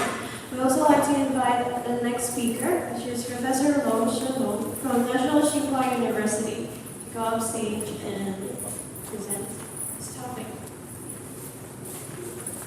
Yeah, good afternoon, everyone. Thank you so much for, especially many thanks to Professor Shen, who invited me to participate in this discussion. I have to apologize because I'm not a musicologist at all. My training is especially in theater studies, but since our Cultural Studies Center is co-organized of this conference, so that's why I'm here. I will try to restrict my presentation within 7 minutes or 10 minutes or so. Before I begin my presentation, I would like to ask some questions. Maybe it's kind of my problematic about my presentation of today, because whenever we talk about the empire, when we talk about the cultural stage, etc., in Taiwan, we have always to think over the question. That is, what is the empire that we face? What is the cultural empire when we are in Taiwan? Yeah, thank you very much. Yeah, what is the imagined empire? So I think everybody has the answer in their mind. Yeah, okay. It's okay. Yeah, I'm verified. Okay, so the situation is especially complicated when we talk about the Peking opera. Peking opera, Jingju. Jing literally means capital. So Jingju literally means the opera from the capital of the north. Yeah, so Beijing opera. And in Taiwan, for a very long time, long period, Taiwan was considered as the legitimate defender of traditional Chinese culture and arts. But today, the situation has changed a lot. So during a very long period of time, the Peking opera was called in Taiwan the National Opera, 国剧. Nowadays, it's called everybody calls it Jingju in Taiwan. So that's a very complicated question because when it was called the National Opera, well, there was no problem because everybody has his nation or everybody has his country. So we knew that this is the opera of our nation. But when it is called the Beijing opera, I mean the opera from the capital, we have to ask ourselves to which capital it belongs, right? So it's a very complicated question. Where is the capital? Where is the cultural capital of our culture?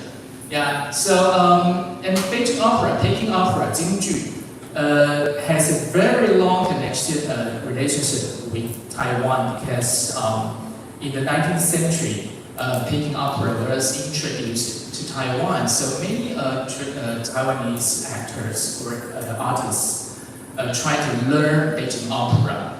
And nowadays, the actors of Peking opera are often invited to train local theater actors. I mean, such as the actors of Taiwanese opera. So we can think that the Peking opera is maybe the most highly developed artistic form, I mean, theatric form in Taiwan. But there is a kind of oxymoron because in the past July, Taiwan has organized a group to participate in the Cultural Olympiad in Paris. But the group of Peking Opera in Taiwan was the only theater group who was not invited by the Taiwanese government. Yeah, so it's very contradictory.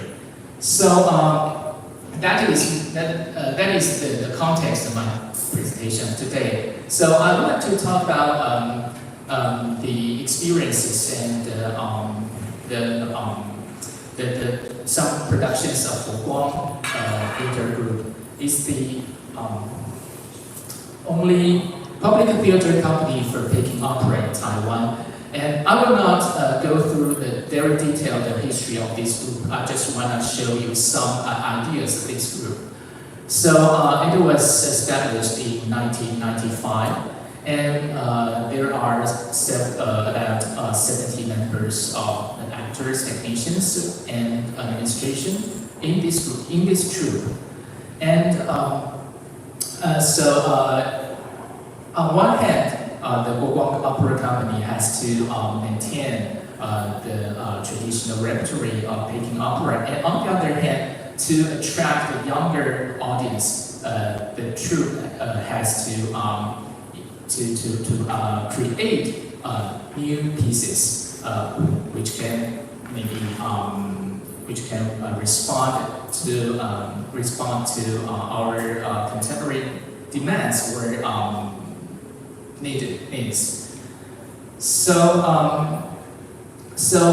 that's the problem. So how the problem is that I just explained the contradiction of Peking opera in this situation in Taiwan. So my question is, how do we put the Peking opera on the contemporary stage, and how can we put Beijing opera on a so-called inter-Asian stage? If the Western opera is appreciated by all the people around the world, can the Beijing opera, can the Peking opera be appreciated by all the people around the world?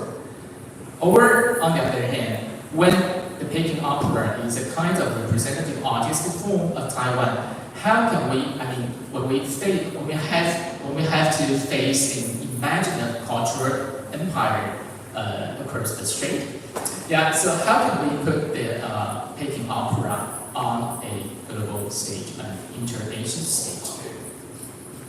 So what are the new aesthetics of Peking opera in Taiwan? And put the new aesthetics in the quotation mark because it's a term proposed by Professor Wang Anqi, who has been the art director of Guang Theater Company since 2002. So according to Professor Wang Anqi, there are two elements which are very important for the new aesthetics of Peking opera in Taiwan. I think why did she propose the new aesthetics? I think it's just to try to find a new way for maybe try to legitimize the status of Peking opera in Taiwan.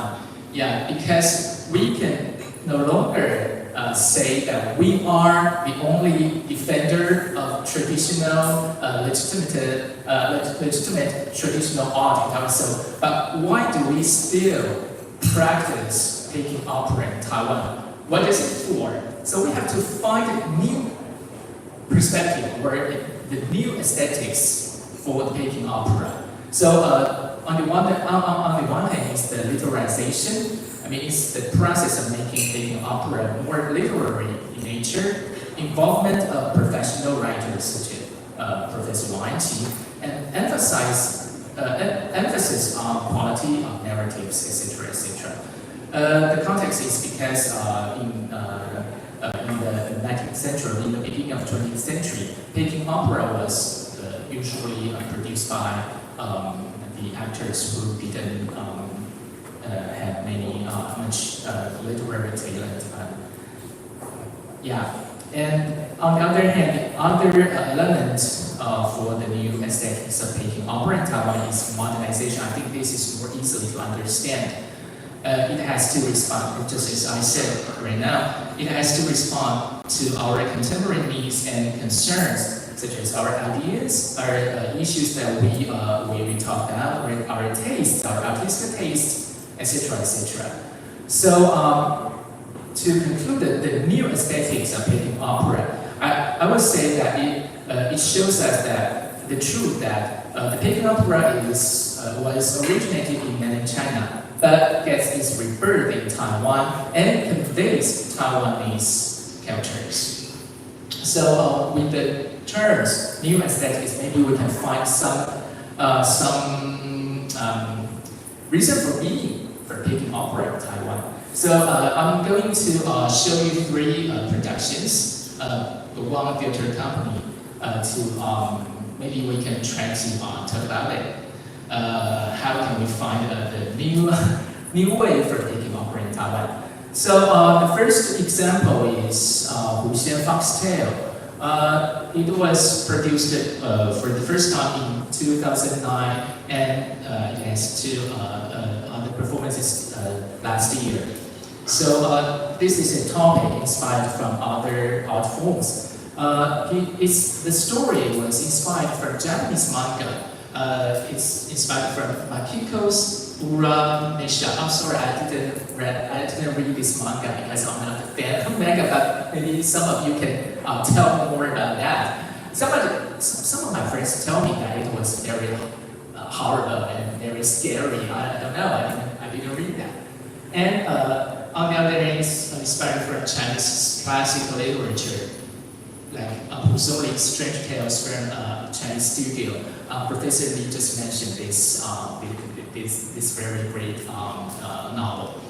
So it has a new style playwriting and new metaphors such as memories sealed in the moon. It is metaphor, but it didn't exist in a traditional Peking opera. It is borrowed from the Japanese manga because for the traditional Chinese people, we can never seal our memories in the moon. Yeah, it's very fantastic Japanese manga.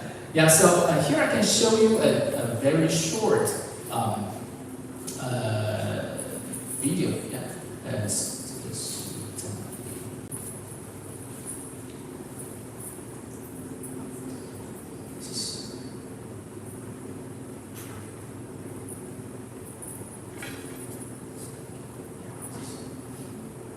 Yeah, it's only for 30 seconds. It's for promotion of last year's production.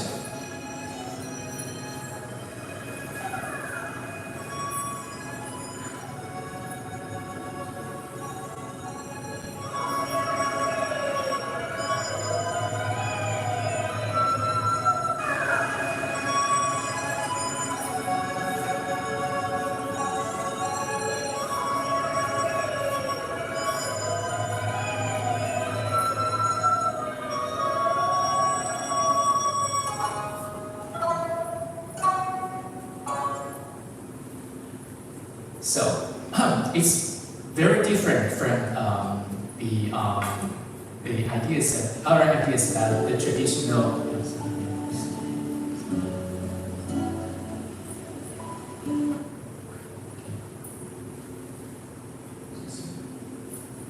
It's quite different from our imagination about Peking opera because usually when we think of Peking opera, we think of what? the area. We sing, yeah. We show you a passage of the songs and the singing of actors to show his skills in performance. But in this promotion video, we hear not so many songs, just very few elements, musical elements, and we show you the visual elements. So that is the engagement, involvement of the new writing skills, because when it was produced for the first time in 2009, many audiences say, "Oh, this is not making opera," because we don't hear the syntax or the recitation. We only have the storyline and very short. Okay, thank you. So the second example is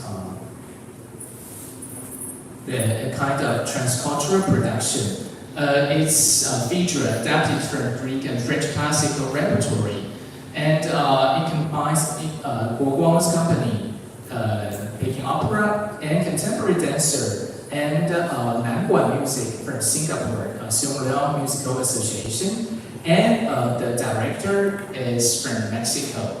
So in this production, we can see the coordination of different forms of music. Here I can show you a very short presentation.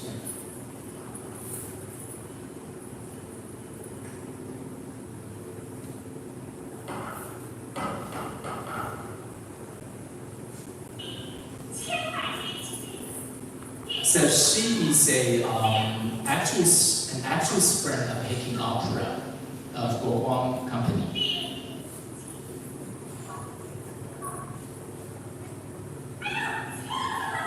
So the way of her acting style is totally from Peking Opera.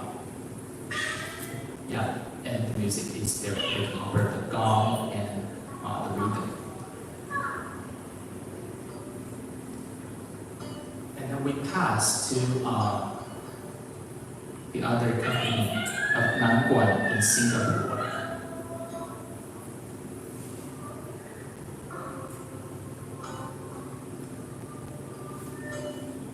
Yeah, so here we have the mixture of two different artistic forms. And then we will have the dancing of the male dancers. So, since we don't have much time, I will pass this. So I will go back to the PowerPoint. And the third example is also a transcultural production. It's a Taiwanese-Japanese production. The title is The Dream of an Embroidered Robe.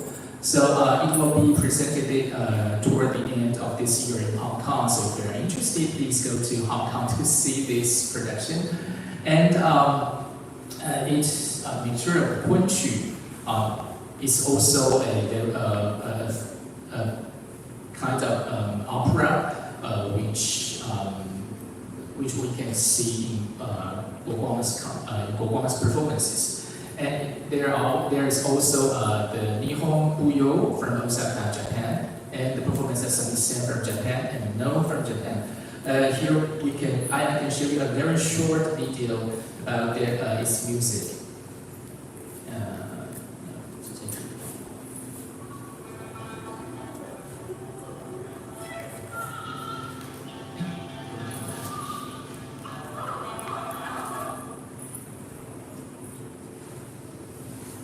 So I'll finish my presentation within 2 minutes.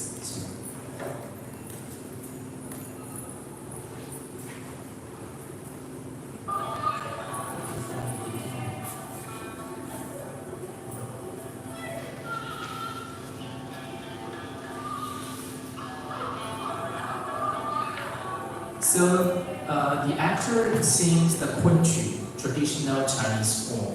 But it's accompanied by the Samisen Japanese. 以我的经验，比较多的跨界可能就是新的跟旧，但是旧的没有那么 So since I don't have 特别刺激。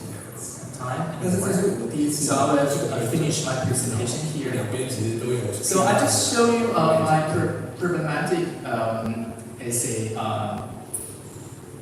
as a scholar in theater studies, but not a musicologist. But I really appreciate this opportunity to maybe to exchange ideas with you, because when we talk about the Peking opera in Taiwan, since it's a kind of opera, so we have to do a lot of experience in the field of music. So maybe we can have some exchanges, and I can borrow your ideas to enrich, and maybe I can gather all the ideas from here, and I can go to the Global Computer Committee to propose them to do other things. Thank you very much.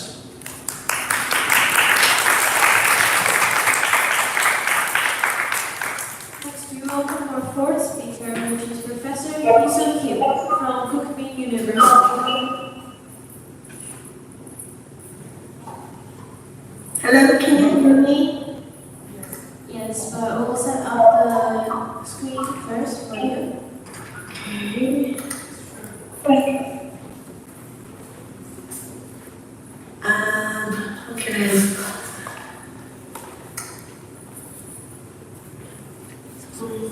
Is it possible for you to set up, to share your screen for the PowerPoint, Professor? I want to, because I cannot share my here. Can you help to open my PowerPoint slides here?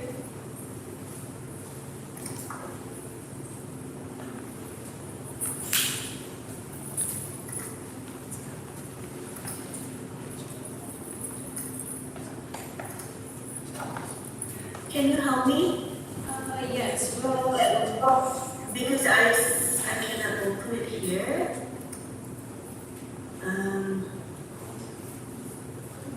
Wait, let me try it one more time. Okay, let me try one more time.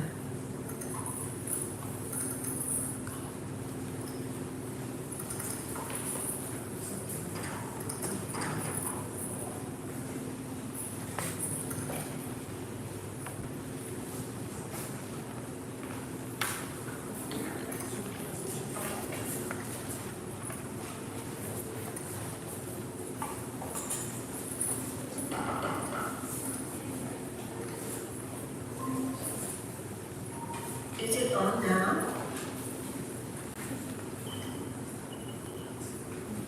Okay. Can you see it now?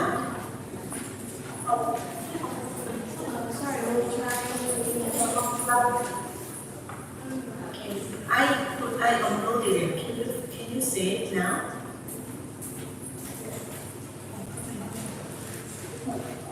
Yes, we can see it. Good. Okay, so now let's start. Okay, can you hear me? Okay. Thank you for inviting me today, and then thank you everybody thank you Professor Shen to invite me. Okay, the title of my paper is Rewriting Modern Asian Music Histories from a Cold War Perspective.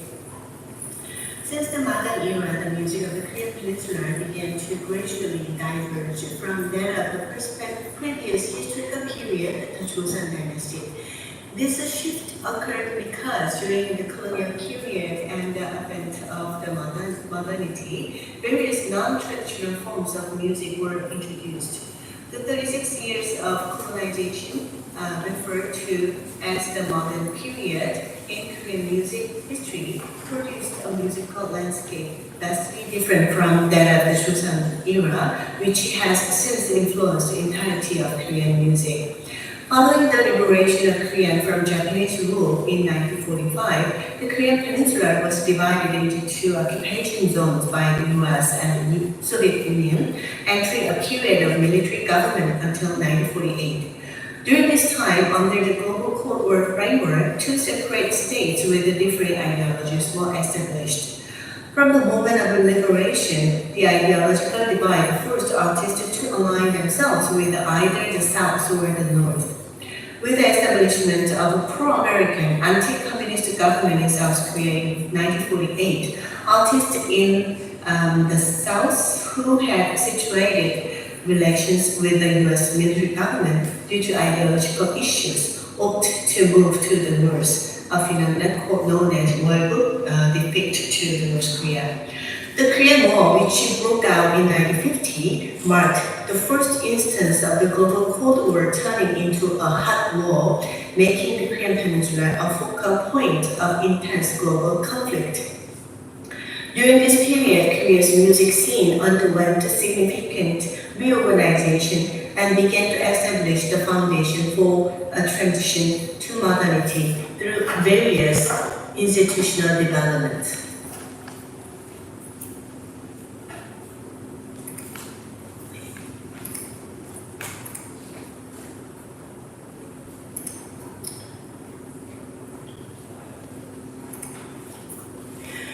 In 2015, I inadvertently embarked on a study of the Little Angels Art Troupe, which led me to delve into the study of music on the Korean Peninsula during the Cold War. Through the process of researching the overseas performances of the Little Angels, a troupe composed mainly of children, predominantly girls, in countries such as the US, Europe, Japan, and Southeast Asia, and more, I encountered the names of figures like Eisenhower, Truman, Ed Sullivan from Ed Sullivan Show, and Park Chung-hee, the president of South Korea.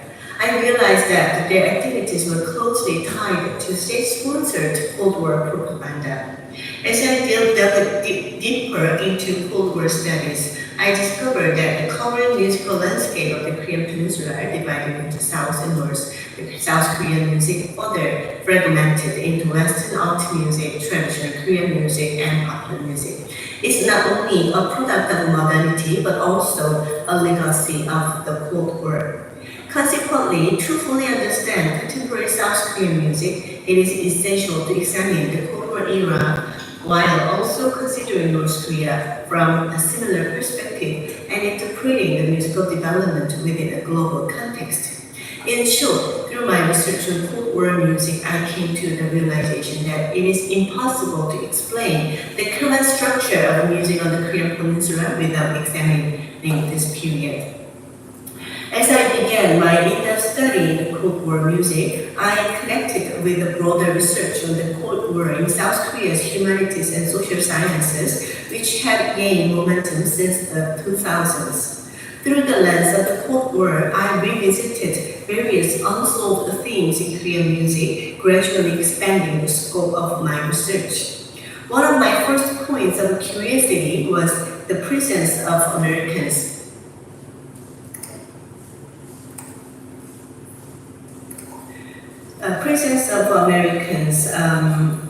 in the modern history of Korean music during the 1960s. These individuals composed works for the Korean traditional instruments, recorded and documented Kugak traditional music, and served as intermediaries to international music community. In traditional narratives of Korean music history, they have been depicted as Americans captivated by the charm of Kugak, whose activities were seen as a testament to the excellence of Korean music on an international stage, symbolizing the modernity and the global nature of Kugak at the time. However, the purpose of the process of their visits to South Korea was not well documented and well explored. I undertook a multifaceted analysis of the path and backgrounds of these individuals through the Cold War perspective. I explored the roots that brought composers like Lou Harrison and Alan Hovhaness, ethnomusicologist Robert Garpius and Nulan Shaopian, American musician Alan Heyman and Robert Provine, who was then a student into Korean music. It was striking to discover that viewing their journeys and background through the lens of global Cold War provided a clear understanding of their involvement. The Cold War politics in the US, which emphasized the significance of Asia, provided the backdrop for the study of Asian music within the US, and was a critical context for American composers and the ethnomusicologists who researched Asian music and visited Asia.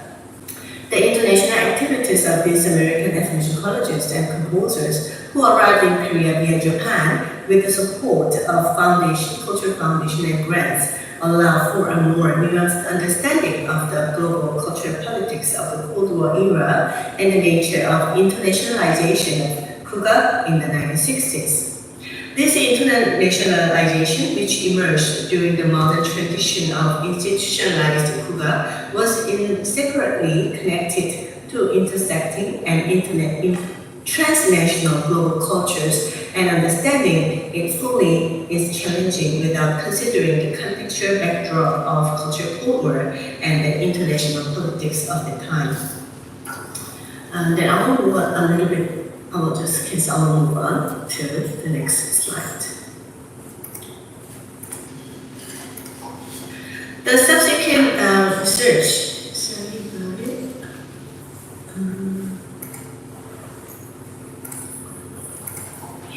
The subsequent research extended this analysis by examining the overseas performance of South and North Korean national art during the Cold War era.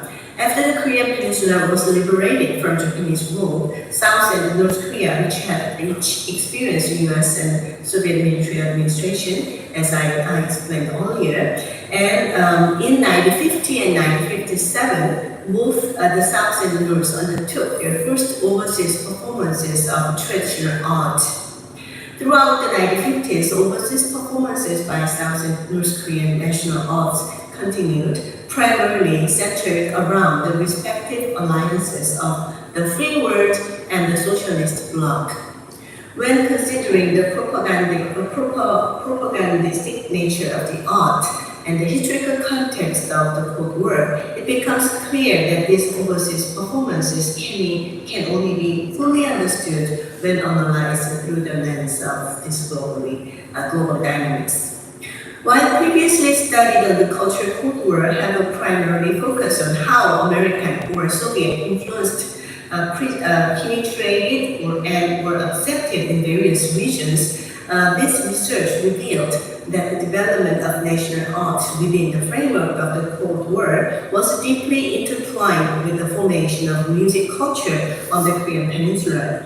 Consequently, this study moved beyond the nation-centered perspective that viewed that establishment of national art in the North and South as the product of nationalism, state ideology, or socialist propaganda, offering a clearer and more nuanced understanding by situating it within the context of this global politics.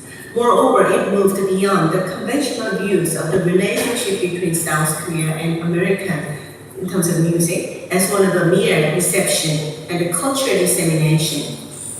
Instead, it highlights the complex interactions such as resistance, competition, imitation, overlap, and rupture arising from the unexpected cultural exchanges and tensions shaped by this globalism. This approach offers a richer and more multi-dimensional understanding of contemporary Korean music as a whole. The subsequent research I conducted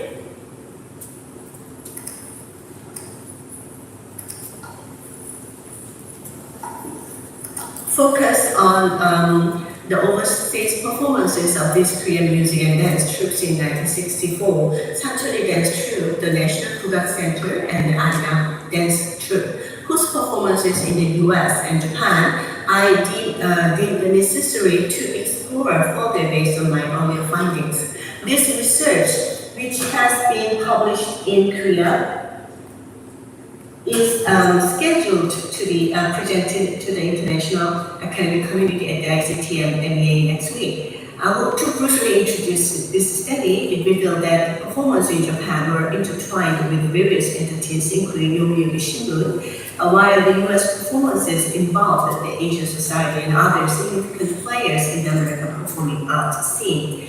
Additionally, the process of organizing these performances led to the development of a repertoire of Kuga suitable for international audience, and impact of these performances continues to resonate to this day. Through the process of conducting and presenting these researches on Cold War studies related to Korean Peninsula, I had the opportunity to engage with various international academic communities. Over time, I also began to communicate with the researchers from other parts of Asia, leading me to organize and necessarily study Korean music from a global perspective, particularly within Asia. For example, through my acquaintance with Professor Shin Dao-woo, whom I met at conferences, I contributed a chapter to a study on ACL in Taiwan, written by him. This experience, along with my earlier research, underscored the need for the continuous collection of overseas materials and the importance of establishing networks within international researchers, even within Asia. Had I obtained Japanese materials for research, it would have greatly facilitated my studies on figures such as Lou Harrison, Alan Hovhaness, and Robert Gakias, who entered Korea via Japan in the 1960s. Similarly, research in Korea's first South Asian tour, known as the Anti-Communist Art Troupe, would have been enriched had I been able to secure contemporary materials from countries like Taiwan and the Philippines, which were part of Free Asia region at the time.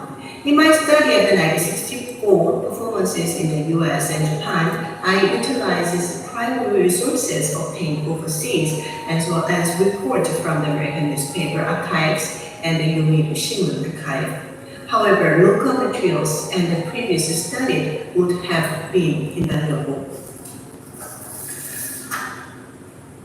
The theme of this academic conference, Global Tones of Music Study in as for Asia, is particularly meaningful to me.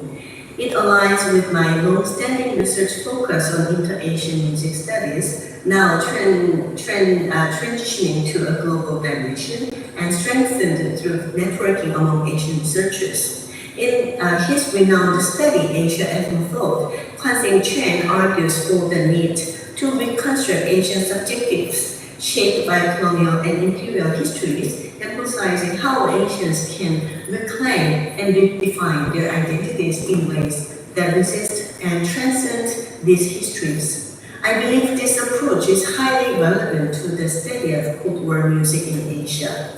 There remain numerous materials that need to be uncovered, and these materials must be reinterpreted not only from a domestic perspective, but also from an Asian and global perspective. This study of Korean music in Asia is still a largely unexplored field that requires further exploration. To achieve this, there may be a need for an international consortium of researchers or collaborative networks to uncover and study of diverse materials of each country or each of different times.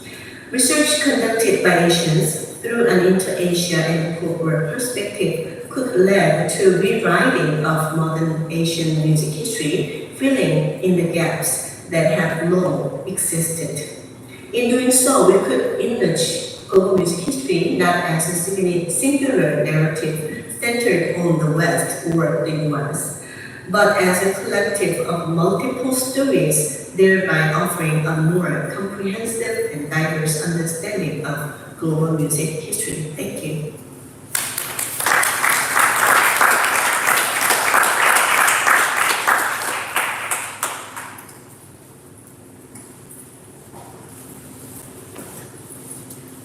Thank you, Professor Hee-Seung Kim. We also like to welcome our fifth speaker for today. And this is Professor Shen Daodong from National Tsinghua University.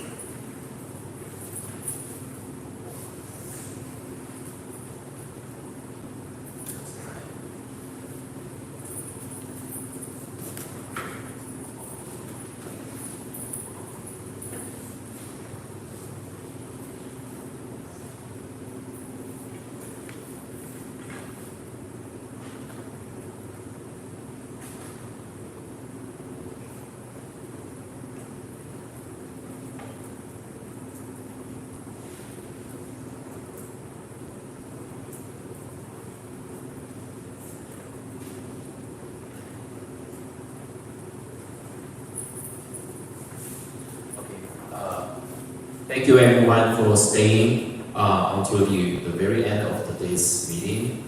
I just realized that I look like an aviator pilot going on board an airplane with such a badge and tie. And my topic today is the mixing method in the 2010 English version of Chen Guangxin's Asia as Method.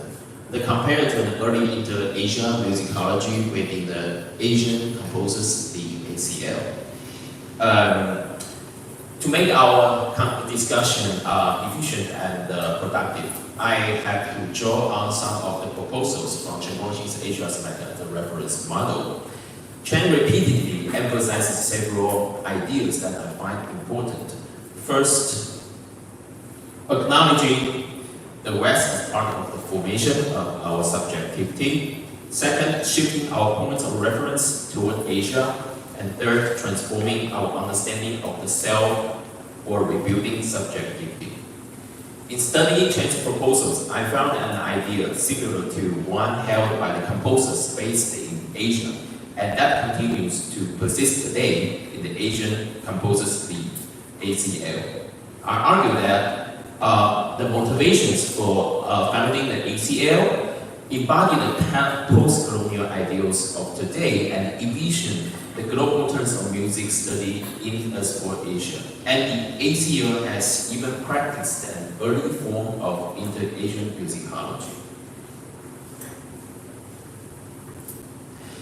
The ACL was founded in 1973 by composers from Taiwan, Hong Kong, South Korea, Japan, and the Philippines. The ACL remains active today, with current members including Vietnam, Malaysia, Indonesia, Thailand, Singapore, Australia, New Zealand, Israel, and Turkey. I believe this action of the ACL can be compared to Chen's Asia's Method because the composers who initiated the ACL also argued that Asian composers should not focus solely on Western figures like Boulez, Stockhausen, Cage, etc., while neglecting composers in neighboring Asian countries. One of the founders, Taiwanese composer Xu Changhui, envisioned an organization based on, as he described it, Eastern thinking for today's Eastern music, within the framework of an IACM in Asia. He acknowledged the Western influence on Asian music and stressed the importance of addressing the significant challenges faced by Eastern composers, such as how to accept modern Western music and how to preserve our Eastern music and how to create modern Eastern music. I suggest we not get too picky with Xu's wording and the conceptualization of the East. This concept is as ambiguous as Asia. Both Asia and the East merely stand in opposition to Europe or the West. If this is the case, what does the ACL stand in opposition to? As mentioned earlier, it is the IACM, the International Society for Contemporary Music. The IACM was established in 1922 with the goal of performing and promoting the works of 20th century contemporary composers. This contemporary music certainly does not refer to all music. The term refers specifically to the music of 20th century European post-tonal composers. In the beginning, the ICM consisted exclusively of European members. The USA joined in 1923, followed later by Latin American countries, and Japan was the first Asian country to join in 1935, followed by South Korea only in 1957. Taiwan and Hong Kong were eventually admitted in 1990 and 1991. The People's Republic of China joined in the early 2000s. Considering this trajectory, the ICM's organization has a strong Eurocentric bias, which highlights the decentralizing the effects of the ACL's emergence in the 1970s. I especially want to point out that while the ICM is an international organization, the ACL is also an international organization, specifically an inter-Asian one. I believe the ACL can be considered the first inter-Asian music composition organization. This leads to a key point I want to discuss today: early inter-Asia musicology. Since 1973, the ACO has held meetings every year or two in different countries or regions in Asia, later including Australia and New Zealand. By 2022, a total of 36 meetings had been held. Most conferences include the following types of activities.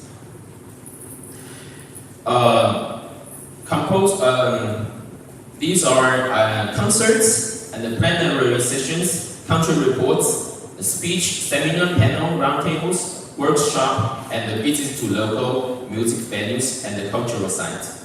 What I call inter-Asian musicology emerged in the fourth category: the speech, seminar, panel, and the roundtable. Between 1973 and 1981, the topics discussed by ACL participants generally encompassed the following directions. The first, composers and the copyright. The second, the reception of European post-tonal contemporary music in Asia. The third, how Asian elements can be integrated with the Western music. The fourth, the characteristics of Asian music. The fifth, the status and the significance of composers in Asian society. Now, these are the topics they talked about, and I've just shown you in very quickly because we don't have that much time.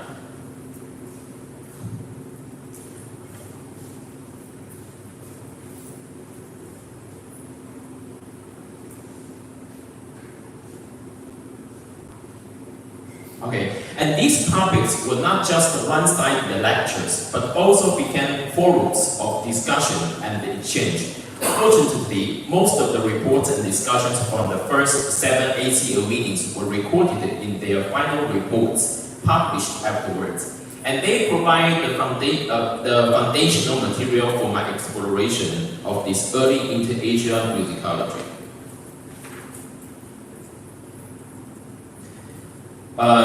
Yes, I can show you for 3 examples. I hope it will not take long. The first is I want to stress is dialogical, that how composers they exchange their ideas. Some are very critical. And for example, this topic where Ilino Yoshiro gave a talk on the musical situation in Japan and my way as a composer, it may sound very normal for many people, but the following questions by the other guys from the different regions, like Hong Kong, like the Philippines, from US, from the South Korea, and even from Australia, they all offered a very interesting, diverse perspective on the same topic, and even they are extended topics to talk.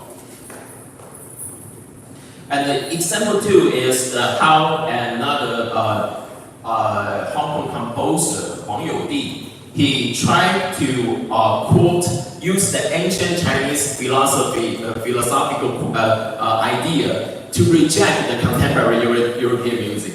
For example, he said the concept of universal love, 兼爱, is overly idealistic and impractical, and it resembles the 12-tone system in modern music. It means that every chromatic tone has the equal right, and where all 12 tones are treated equally, the system is artificial, and its harmonic foundation is artificially dissonant, composed solely of elements representing struggle and conflicts, rather than harmony or coordination. This kind of music is not aligned with the musical philosophy of China. This is his Asia's method. He also quoted Xun Zi. Xun Zi, he said that the original is 物乐行而至清，这怎么样？理修而行成，耳目聪明，血气和平，移风易俗，天下皆灵，美善相乐。Okay, now the translation is here. Okay, and for within this Xun Zi's quote from Xun Zi, he's trying to say in recent years, Western countries have gradually realized that the Chinese emphasis on morality can indeed resolve social conflicts. Similarly, the moral philosophy in music can also heal the chaotic state of modern music. Very interesting. Okay, the example 3 is the critical one. The Thai composer Santo Sucharipu. Okay, he wrote an article after the Philippines the meeting in Manila. Published that in 1976, and the title is "Crisis in Asian Music." And he's very critical. Okay, he's very critical. He doubted the meaning of the composer, Asian composer. He said that it is difficult and perhaps even wrong to expect the culture to accept and impose the sense of values. Many Asian composers feel entitled to do this, but in many regions, even Asian composers can be seen as a contradiction in terms. His argument is that there was no such thing as composer in Asia culture. Musicians' status was very low, not as high as what we know today as composer. So what the composers were doing in that time to collect materials to compose is kind of violating the local Asian culture. But don't forget that he is a composer. He is a composer and he is doing that, but he has his reflexivity. And now I'm coming to the end of my talk. The early inter-Asian musicology should be considered an important asset for today's global music or global musicology or global music history, especially since the dialogues and the reflections emerged from an organization named Asia that operated free from Western oversight or censorship. However, most serious music scholars rarely cite or discuss the resources. This is one of the most significant gaps in a movement that claims to be global. The phenomenon leads me to the final point I want to address today, which is the missing method in Chen's 2010 Asia's method. The more complete version of this work is the 2006 Chinese version, Asia's method, with the same title. In the 5th chapter, Chen summarizes his thoughts on Asia's method in 5 key points. Among these, he mentioned the establishment of the Inter-Asia Cultural Study Journal. I believe that to some extent, the existence of the journal fulfilled the three important propositions I see in Chen's work, both materially and spiritually.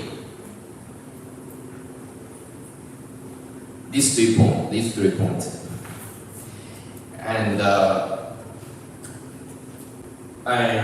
so that this publication of the journal ensures that the Asia's method does not remain merely a monograph by Chen Guangqing himself, but can be continued by the other guys. So what reference point can Chen's action provide for musicology as it seeks to become truly global? I look forward to further discussions of this worthy question. Thank you.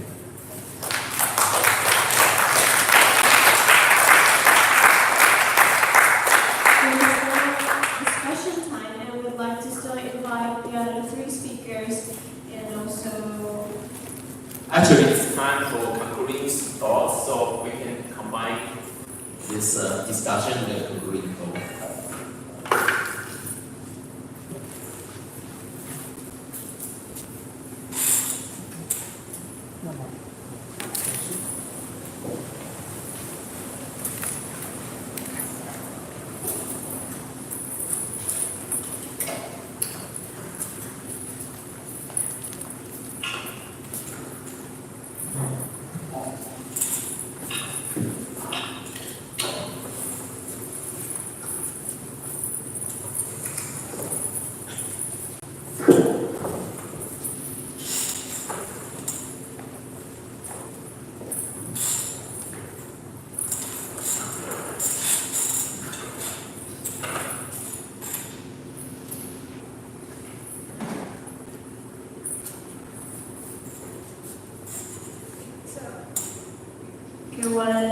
Do we have any questions regarding the discussions that we have held today? And this is not just for the last panel, but also for the whole discussion and for the other 2 sessions today. Any questions or any thoughts that you would like to express would be welcome.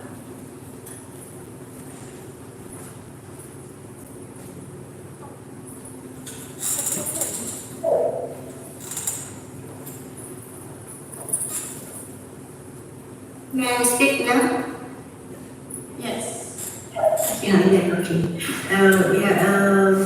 It was such a good panel that I can learn several things, and then also that is quite relevant to my research too. Now also, I was quite curious that about Tanabe-san thing. Especially, it seems to me that it is like necessary to include some of the critics related to Tanabe's view on East Asian music in relation to the greater East Asia prosperity sphere in the discussion. So because in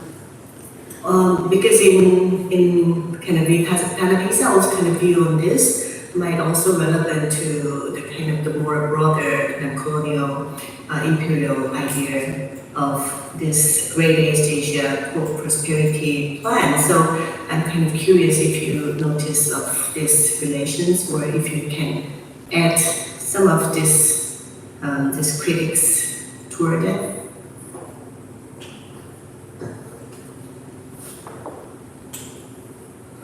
Thank you for your question. Indeed, it is true that in his writings there are, it's more political actually than it usually appeared to the general impression.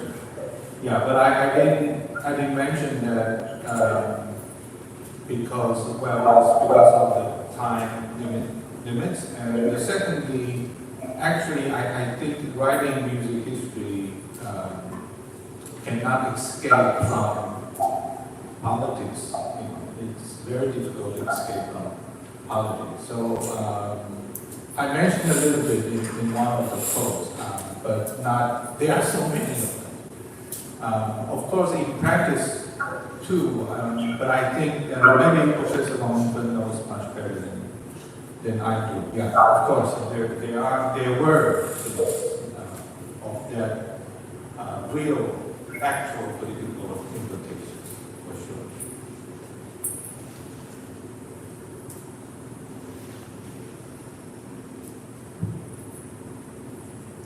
Yes, Watanabe, in Japan, there's some criticism to him too, because of his position is resonant from Great East prosperity sphere.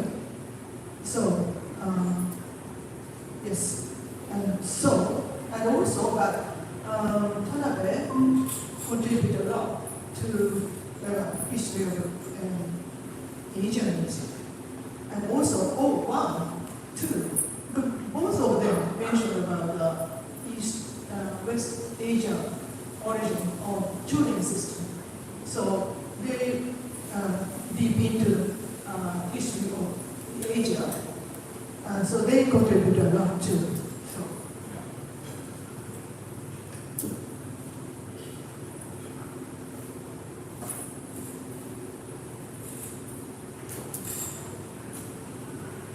Alex, any concluding thought?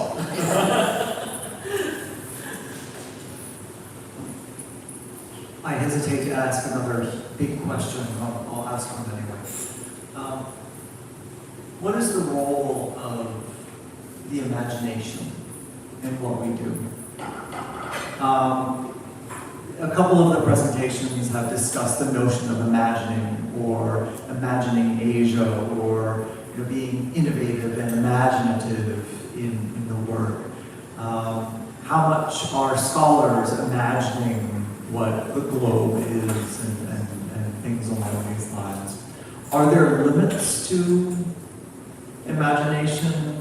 Is there someone who owns imagination? What is the role of this concept or this term in what we do? Is it a help? Is it a hindrance? What is it? What do we do with it? Imagination, imagine.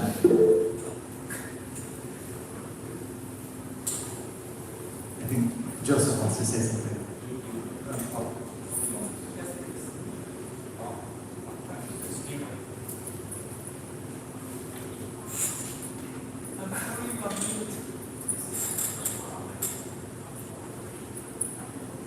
Yeah, I just want to pick on that question of the imagination and then things about that.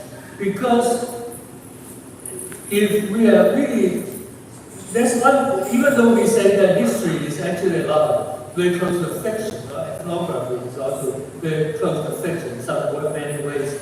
But then one difference between history or ethnography and just literature is that there should be somewhere some emphasis more on confirmable or documentary facts. So because that's why historians are totally different, are somewhat different from just novelists, because there is some demand, idealistically, even as it may be, that we are talking about facts from the past, not just imagination. So that's one thing that I think we need to think about, how to rebalance the idea of fiction and facts in our scholarship. And the other is, I think the point is for all of us is, especially Lisa's talk, that we really need to work collaboratively a little bit more, because there is so much data that is all spread out and that we don't talk about. So the example I would like to do is Japanese Gana, of court music, which is, I mean, no one mentioned it in today's talk, but actually that is one example of really global and international music that I know is from Han Dynasty, from Korea, from Vietnam, from India, it's all over there. That's why Tanabe Isao and those people, they were talking this music, especially in relationship to court music, Japanese, which is the Japanese called Gana, and in Chinese it should be called Tangyue, so they're different. And actually when Chinese talk about Tangyue and the Japanese Gana, actually they're very different things. And of course with the problem of Pickens, he is trying to call Tomago, they combine it with Chinese and Japanese, so in my mind that's a mumble jumble. I won't take that concept at all. So I would like to refer back to these other points.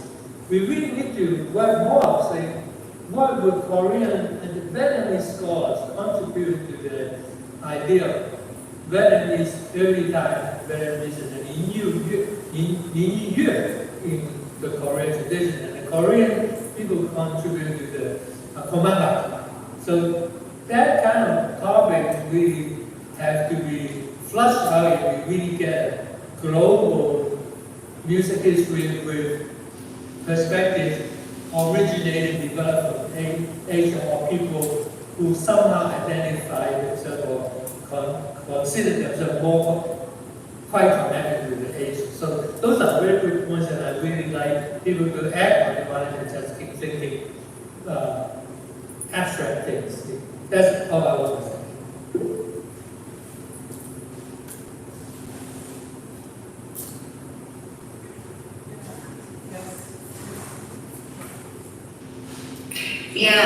I totally agree. Especially not only the culture, not only the cultural period, as Professor Lam said, we don't know, like in Korean Kuga people, we only study the history of Korean music, but we don't know what is going on in other, like Japan or China, write about this Karaku or Kuga or, So it's really, really important to cross-check each other and then cross-check their own resources that we can develop, especially within Asia, in Asia perspective in music history too. So like from the very old Asian history to the very recent and contemporary music history, it should be co-work.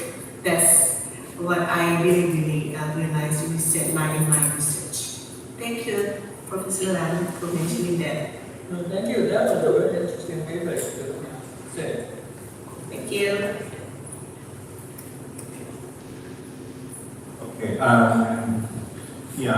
would respond in maybe a different way by pointing to something that's probably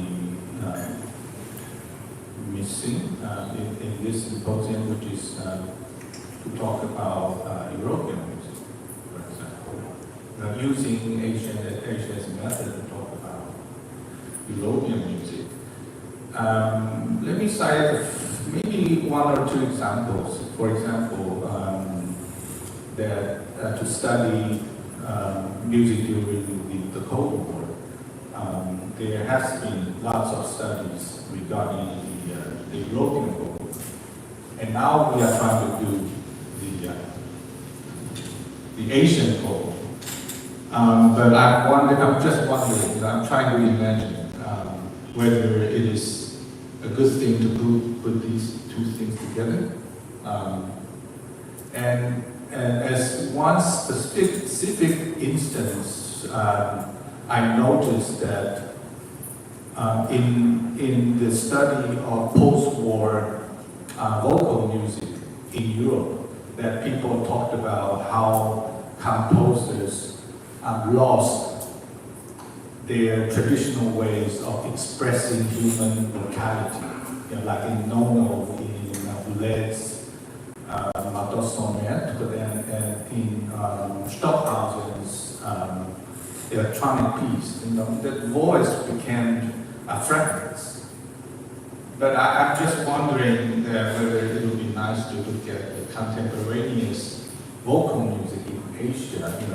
We have a paper mentioned that vocal music, the Korean vocal music during the Cold War, and I know some of the vocal pieces of Japan during that time, right after the war. It's completely different.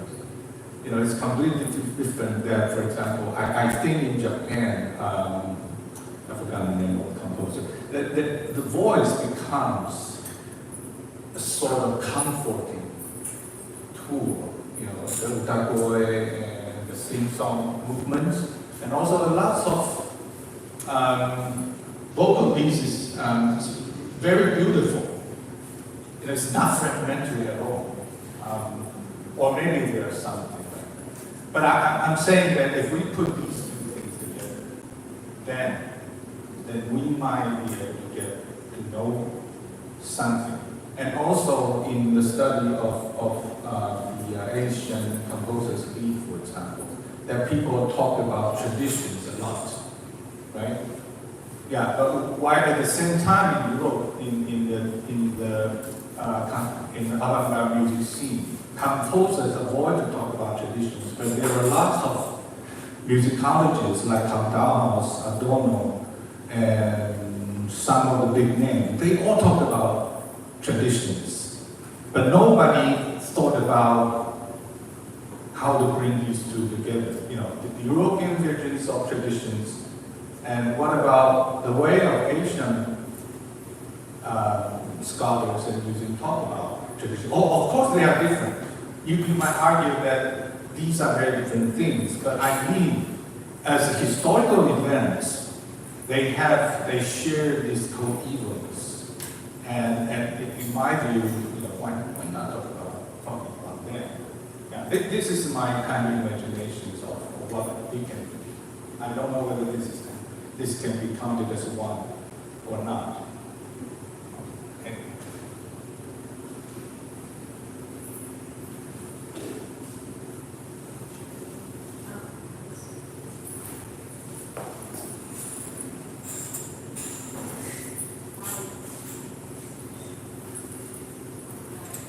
Hello, it's Joyce Chan from National Taiwan Normal University.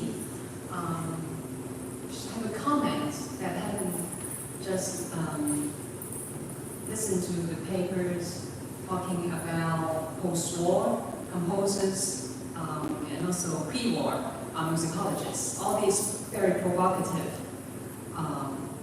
views, whether about historians making comments on the course of human history, human music history, Asia specifically, or in the post-war period when the composers want to be mentioned relating ancient Chinese classics, those philosophical views, and for Liu Harrison's making comments about the globe, all these provocative views and I was always fascinated about those comments.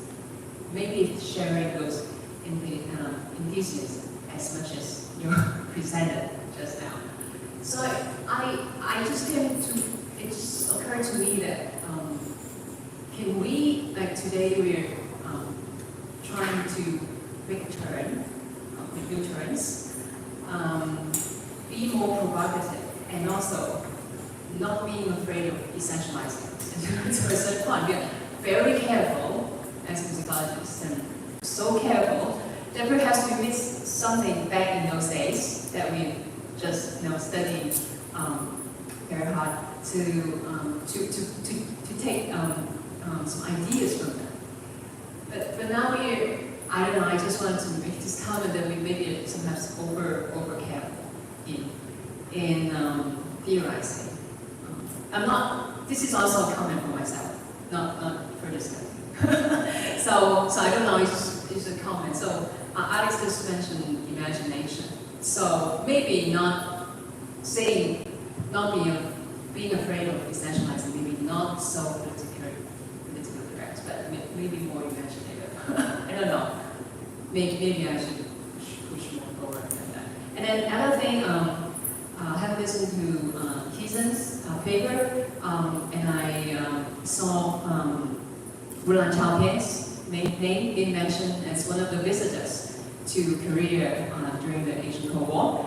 It's reminded me of, she has certain materials being collected in Hong Kong, Chinese University of Hong Kong Library, without much information, but it reminds me of the importance of archive, that the sharing of archive and the access of archive in Asia.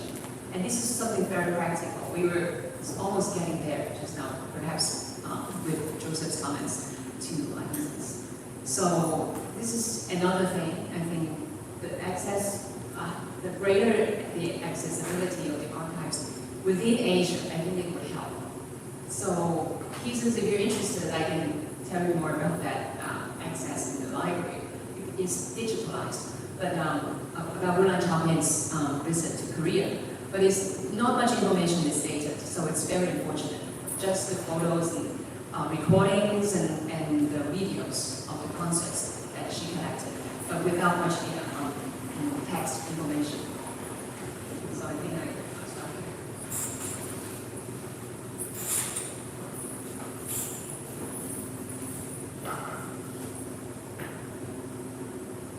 I'm not sure what we have said answered and responded to Alex's question.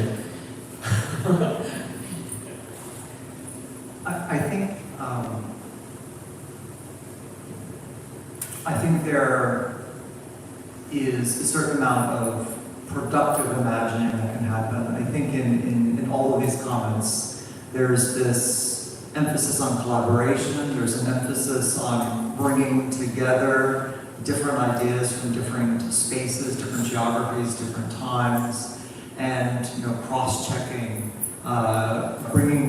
trying to see what sort of facts emerge. Maybe that's where the facts emerge, as sort of Joseph suggested. Doing a little bit more pushing forward, being less politically correct sometimes if we need to be, just to see where those ideas take us. And do something that I think happens in some decolonial, decolonization work, where there is an imagining of an other and saying, well, they have certain struggles and we need to be activists for those people. That's a form of othering as a form of exotification that I think happens in some decolonial music scholarship. There's a little bit too much imagining of the struggles of the other. And that emerges out of the single mind of the author themselves. So working less on an individual basis and more on a collective basis is one possible way forward. That's what I pulled together from the three comments.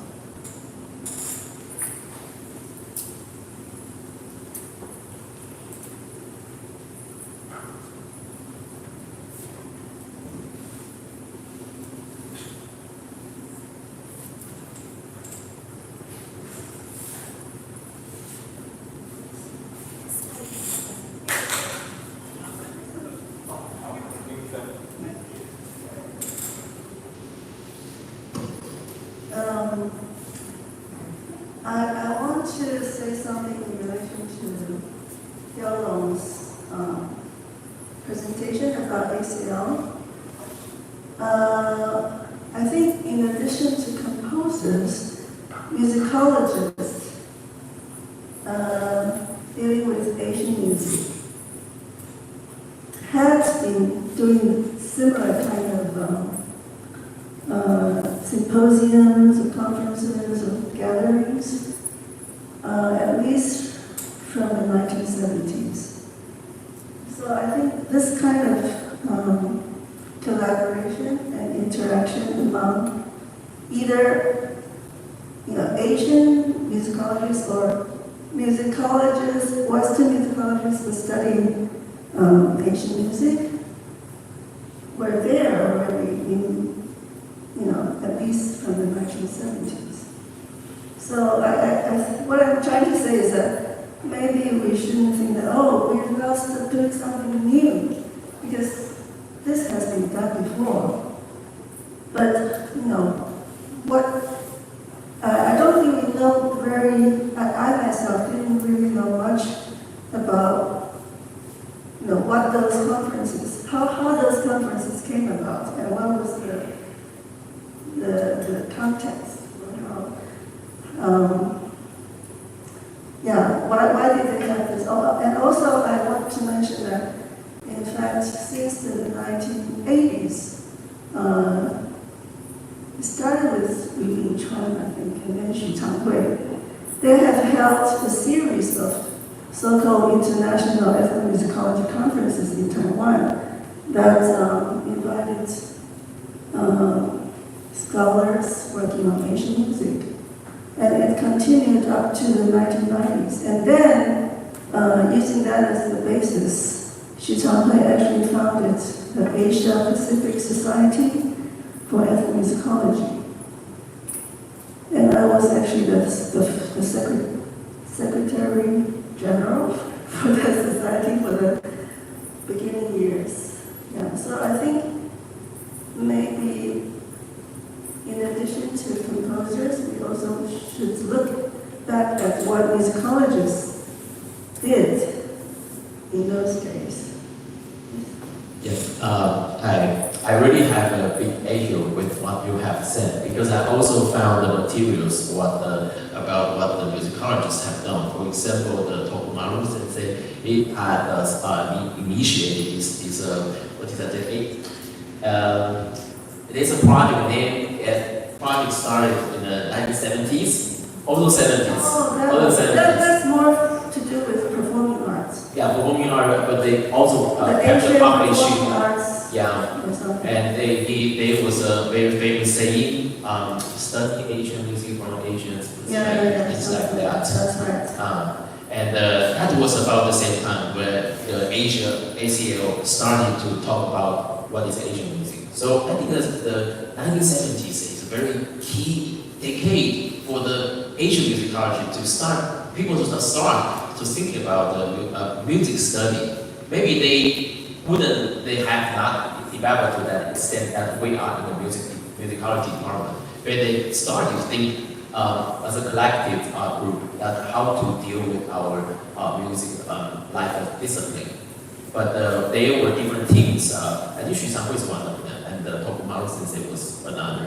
And Tokumaru is too young. too young. Yeah, he's too young. Like Sanko, he's the same age as us. yeah. But, like Kishibe Sensei was here in Taiwan in 1976. And I actually was one of the audiences in the conference that they held at the Grand Hotel. But Kishibe Sensei, Ruan Zhaoping, Barbara Smith, and who else? Yes, I have collected a few anthologies. I saw your name in it. Yeah, so I'm old enough. Yes, I'm old enough. So that is, I think Yingfen has talked about a point that I really want to stress. That is, when we are talking about the global history of music, or about the global musicology, or even the inter-Asian musicology, we have to review what has happened in our past. That is the building up of our subjectivity, isn't it? many people just transplant what outside this area, what they have done, they are doing, but actually we have something similar. And these are, I'm not saying that these things are perfect, but they are things we can be critical toward our past, and we build on that and to go move forward. I think that's a point for to talk about the global music history or global musicology. If we want to talk about something meaningful for the region itself.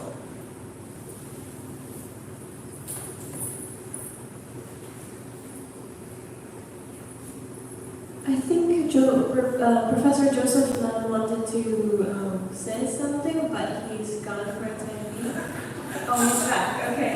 So, Professor Joseph, we can't really hear your audio. You might need.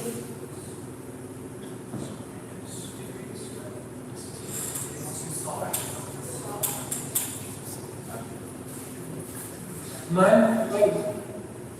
mic's on. Okay, yes. Okay, you can talk Can you hear me? Yes, we can. Yeah, well, I just have a cute little idea. I said, for our work to make some kind of model of ancient musicology, and is referring to Shenton's idea, in order to make our theory and the model workable, we really should, the model should work with also Western music or Westernized music, because if we are just developing a model that can only be effectively used to study music in contemporary Asia or historical Asia, then that model is very limited. It should be, for it to be a comprehensive model, it should be able to use we should be able to use it effectively to study also Western music, meaning music made by Europeans who have some Asian interests. Because they're European scholars and music composers, they technically know a lot of Asian music too. Yeah. Okay, that's all I say. Yeah. Thank you for your comments, Professor. As we conclude this event, I invite you all to reflect once again to the rich discussions and insights shared today. Let's extend our heartfelt gratitude to all the speakers, organizers, and participants who made this event possible, and give them a hand of applause.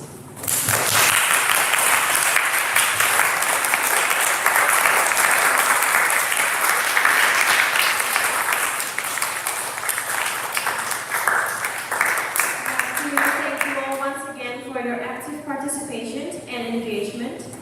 Have a wonderful evening, and we look forward to seeing you in future events. Thank you.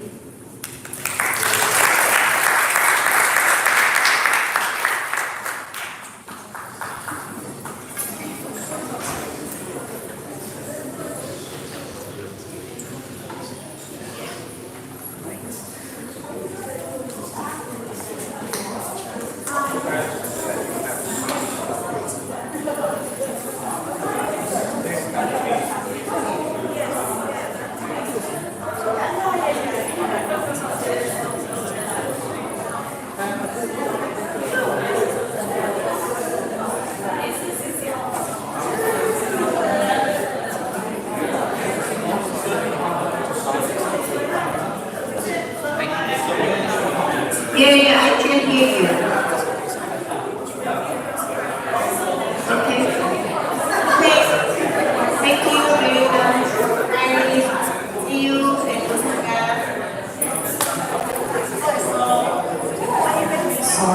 Sorry, Lee, can I have your,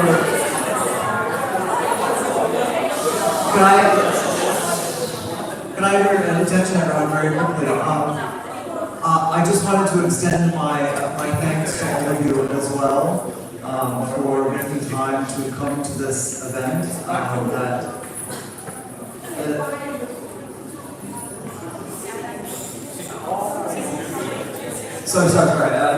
Again, I just wanted to thank you all for coming and for giving time. My thanks once again to Yalong for spending a great deal of time to get the money to put this all together. That was entirely his work.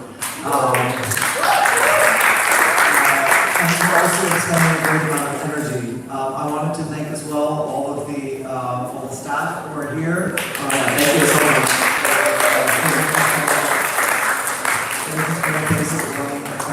Thank you, Alex, for your encouragement and support. I was not there.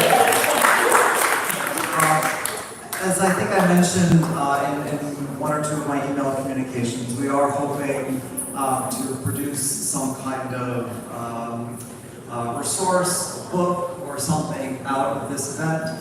Over lunch, I proposed the idea of producing more kind of audio material, possibly audio-visual material.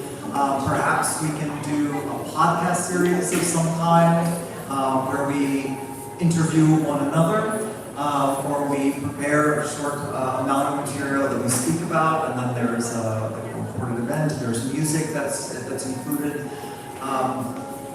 My university has just built a podcast suite, so I have to learn how to make podcasts properly. So if I can learn how to do that, I can try to lead some of that work out of Birmingham. But we would really like to generate something together. As I have more and more conversations and read more and more materials about Asia as method, we have lots of interesting conversations, but then it's like, okay, well, what kinds of conclusions have we made?